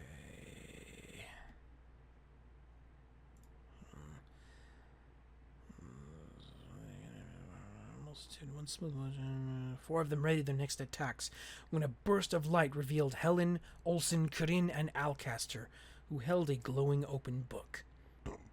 Helen's eyes glowed bright violet, and her hair shimmered as though made of violet water flowing in an unseen wind. Helen, are you... But Matthew didn't have time to finish as Helen threw her arms to her sides, circling them around one another until they rested in front of her chest. 2 fingers pointed upward. No, we'll just get rid of this because I don't need this. Be still and be vanquished, she said, her voice echoing as she shot her hands forward and held her palms flat. A wave of violet light pulsed from her chest, hitting every pot, making them still.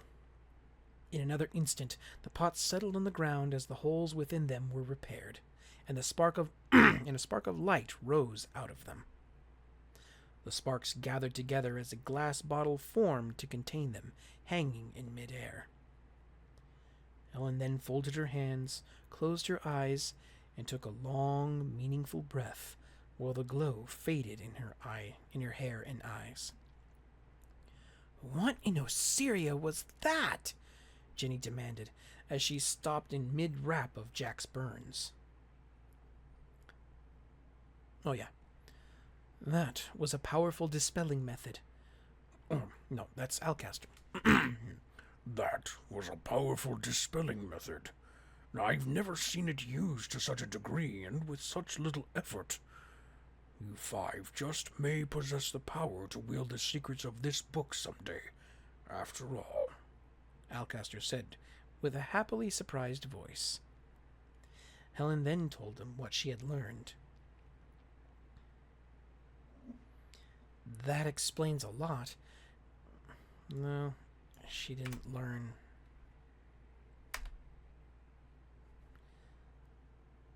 It explains a lot, but doesn't explain why your eyes and hair were glowing, Matthew said, as he dropped the sunrise into the sheath on his back and transformed the Gaia into its cloak form. From studies within my grandfather's library, I learned that the crystal power we have been using is only a minute fraction of the crystal's true potential. For us to use such a high level of its power for any extended time on command, we must first become equivalent to what we might know as a level 200 character within the game. Helen explained. Nathan walked up to the small bottle still hanging in the air, about to reach for it, when Helen teleported to him and stopped him. Instantly beginning to heal his burns. Do not touch it. I initially sensed something like this, but I could not dispel it. This liquid is a swarm of magical parasites. When released, they will take hold of anything they come in contact with as a host. Things that are liquid are the first to fall under their control. Jack crossed his arms and huffed hard while Helen began healing the burns of her comrades. Who would be stupid enough to release something like that? Jack scoffed. That would be me, a voice said from seemingly everywhere. Who are you? Show yourself, Matthew demanded, drawing his fraught short sword and transforming his cloak into a shield once more. Oh, now, where's the fun in that? The apprentice ninja and warrior were very clever in deflecting my shuriken. But how can you defend yourself against something you can't see, I wonder? The voice said, when the air behind Matthew seemed to fold and reveal a man with charcoal skin. He struck Matthew across the back with a bamboo sword, bringing him to his knees. Just as quickly as he appeared, the man vanished from view. Oof, man. I need some more water. Let's see. Yep, I am just about out of water here on my bottles. So, this is almost going to be it.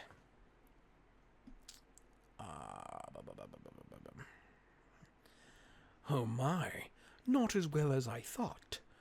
If you were to fight back, I would have so much more fun.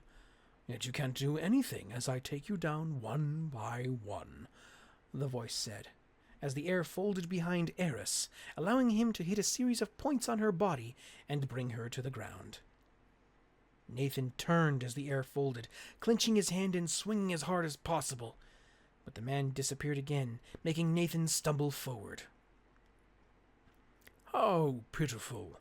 That's two I've taken down, and you have yet to scratch me, the voice laughed.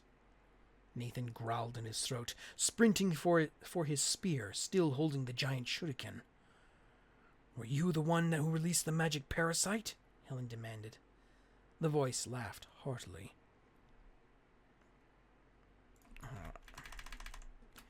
I did already say that, did I not? It was merely a test to see how powerful you lot are. It matters not to me whether you live. All I want is to begin a new era with the Black Mage at the head. Again, he appeared and struck a few points on Helen's body, making her fall to the ground. One by one, their invisible attacker incapacitated everyone, until only Olsen remained. With slow and shallow breaths, the ninja listened to the air around him, his hand flicking the pommel of his dagger. It looks like only Olsen remains. My, this was boring. A seat as a general for the Black Mage is promised to me if I kill you. I thought this task would be much more interesting. But it seems I've only wasted my time. Farewell, Guardians. Olsen breathed deeply, listening to the winds gently whispering around him. Helen looked up from her position on the ground to see the air fold behind him. It revealed a man armed with a bamboo sword, raising it to strike Olsen over the head. She tried to call out, but couldn't speak. It was as if her voice didn't exist. In a blur of motion, the man grunted while blood ran down from the corners of his mouth. Looking down, he saw Olsen's claw hand driven through his gut. What? How? You shouldn't have been able to sense my presence behind that veil. The man grunted, dropping the scroll and sword as he cast a healing spell to close the wound. Olsen swung his hand to the side, casting off the blood on it. That's where you're wrong. Did you forget that I am the guardian ninja of Osiria?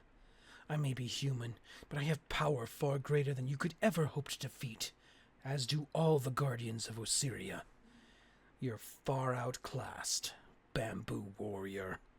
Olsen shouted, as Lillian ran from person to person, holding a small talisman above them to release the nerve attack. "You'll pay for that," Matthew growled, as his shadows became gold and the mana overdrive took effect. Within moments, the same gold light spread to the others. The warrior reached for his sword until Jack hit his jaw with a powerful lightning punch, throwing him back. Just as the warrior was beginning to recover, Helen appeared behind him and swung her staff as a blast of flames threw him in the other direction. Jenny appeared above him and quickly fired spine arrows into his shoulders and hips, driving him to the ground. Olsen drew his black-bladed Corsair dagger and spare kunai, kicking the warrior in the back to stop his fall.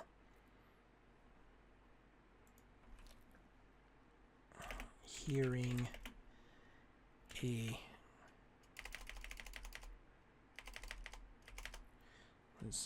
fall, hearing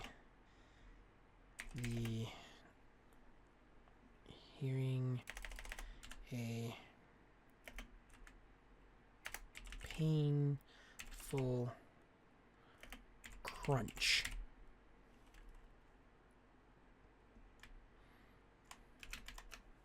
Feeling a painful crunch on the sole of his foot. He slashed at his back with a blur of motion, folding his hands over his daggers. 7 priests, ninjas, and sumo fighters appeared, each hitting the warrior hard, followed by dark-colored bats hitting him from all sides until a kick from Eris threw him forward. The warrior flew across the road, stopped dead by Lillian's halberd shaft, slamming him to the ground in a whirl of movement. The warrior tried to stand, despite the pain in his shoulders, hips, and back, when Lillian battered him with a volley of slashes, her halberd beginning to glow with a hot yellow light. She swung hard and hit him in the gut with an orange beam of pure energy. Matthew braced against his shield, stopping the warrior's flight while his sword iced over. After a series of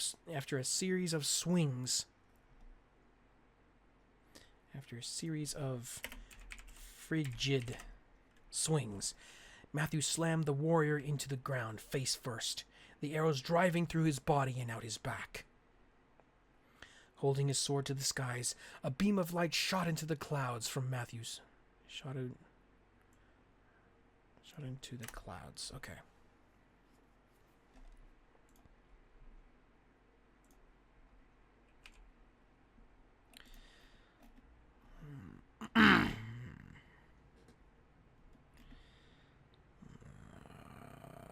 The warrior struggled to get up, pulling his arms and legs under him when his hand brushed against his bamboo sword. "Is that really all you've got?" he shouted, grabbing his sword and standing in a blur to connect with Matthew's neck. 5 swords made of pure light fell from the sky and drove through the man's body, stopping him mid-strike.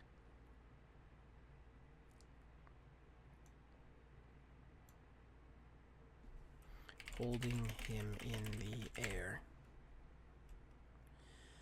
That is a mere taste of what we can do. Okay. Run back to the Black Mage and tell him the day is coming when we will stop him. Matthew growled, dropping his arm, making the swords fade as the warrior fell to the ground and slipped into unconsciousness. With a heavy breath, Matthew calmed the mana overdrive as everyone's power returned to normal. "Helen, can you heal his wounds?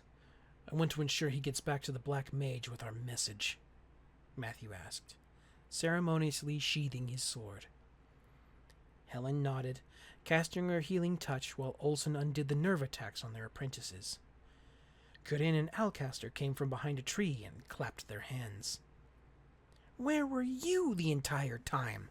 Jenny asked with a squeak in her voice. "Are you kidding? I didn't want to get involved in that fight. If another of the masters had been here, then maybe.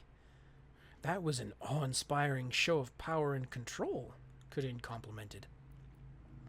Matthew, however, sat and thought about what had happened.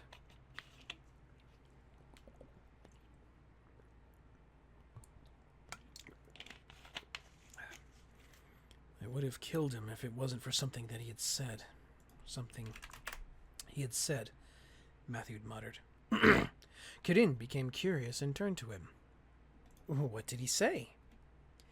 He said he'd been promised a seat as a general of the Black Mage if he killed us. But thinking back to when we had gone to Ariant, Olsen reported that the Black Mage himself came to take Arda away when she was about to kill him and Helen. That tells me we are somehow important to the Black Mage. For what, I don't know, but it makes me wonder whether we've been walking into a trap this entire time. Helen began pondering the same thought, coming over to Nathan and Eris, further healing their burns. That raises a lot of questions, Matthew. For example, is the mage gathering the crystal husks to extract our power somehow? Is our becoming stronger working in the Black Mage's favor? They all began to think about what they may have stumbled into, unsure if they were doing Osiria a favor or sending it to hell. With questions mounting in their minds, the group gathered their belongings and headed back into town, not seeing the black hands wrap around the warrior, dragging him down into a cloud of smoke. Darren walked back to the alley with Claudine when they heard the bell signaling the arrival of their informant, which was confirmed with their passphrase. It's been a while since we've seen you. What else have you gathered? Claudine asked. The man in the shadows laughed hard. The man in the shadows laughed slightly. More guards are patrolling the castle for some unknown reason, so it took me a while to get out unnoticed. The mage asked the bamboo warrior to defeat the guardians, which failed as expected. Dragon and Eleanor have become almost inseparable, even though the Black Mage is somewhat handsy with Eleanor. Darren nodded in thought. Anything else? He asked, as the person sighed heavily. Yes, it wasn't anything concrete, but somewhere near the mines exists a facility housing the storage tanks holding the mana the Black Mage has been draining from the land. Really? This is worth looking into. Keep us posted, Claudine said, as the sound of thick leather fluttering in the dark left them, while Darren and Claudine walked back to the garage.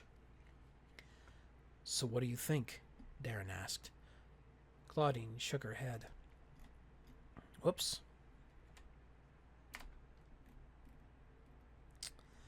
I'm not sure.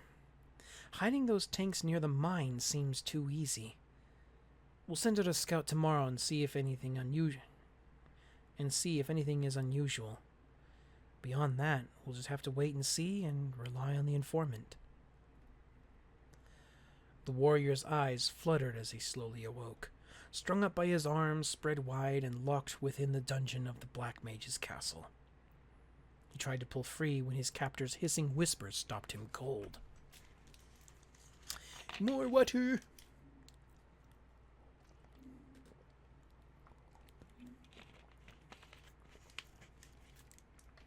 What is the meaning of this? The warrior demanded.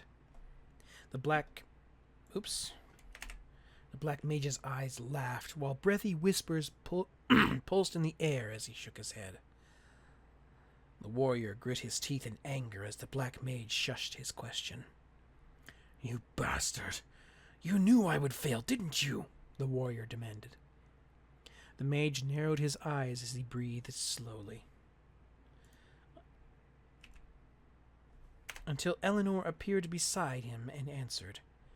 That's exactly right. You never would have succeeded. But now, thanks to you, they are questioning their purpose for being here. Do you know how much extra work you have just created for the Master? She asked agitatedly. I told them plainly what would happen. The warrior choked when the Black Mage appeared before him and gripped his neck tightly, growling his disapproval. In a blur, the black mage reached his fingers around his neck to his jaw and squeezed hard, making him open his mouth. The black mage then reached into his mouth, grabbed his tongue, and ripped it from his mouth as blood poured from between his lips. The warrior's cell door slammed hard, echoing through the stone walls as the warrior hung limp in his chains, blood pooling on the floor as his tongue began to sizzle and rot in the thick miasma on the floor. Dragon appeared at the black mage's side, following him and Eleanor as they walked back to the gauntlet room, and then to a desk where a marionette doll lay in one of the drawers. "Master, far be it from me to question you, but what is that?" Dragon asked. Eleanor looked back at him, putting her arms around his waist and pulling her body close to Dragon. "That is a projection doll. I've only seen him use it once in an experiment, but it allows the master to create a temporary person using this doll as a base," Eleanor explained. The black mage nodded in agreement, turning to the window as he cuddled the doll in his palm, whispers drifting through the air. "I see. And with this doll, you intend to fix the questioning of their purpose?" Dragon asked, as the black mage looked over his shoulder and nodded. Upon turning his attention to the doll again, the black mage narrowed his eyes when a strange, soft echo could be heard in his mind, coming to him like a long-lost memory. "You're so heartless, Chorus," the female voice said. He looked up and narrowed his eyes before chuckling. After all these centuries, even from beyond the grave, Minerva was still trying to intervene. Whew. Okay. We got...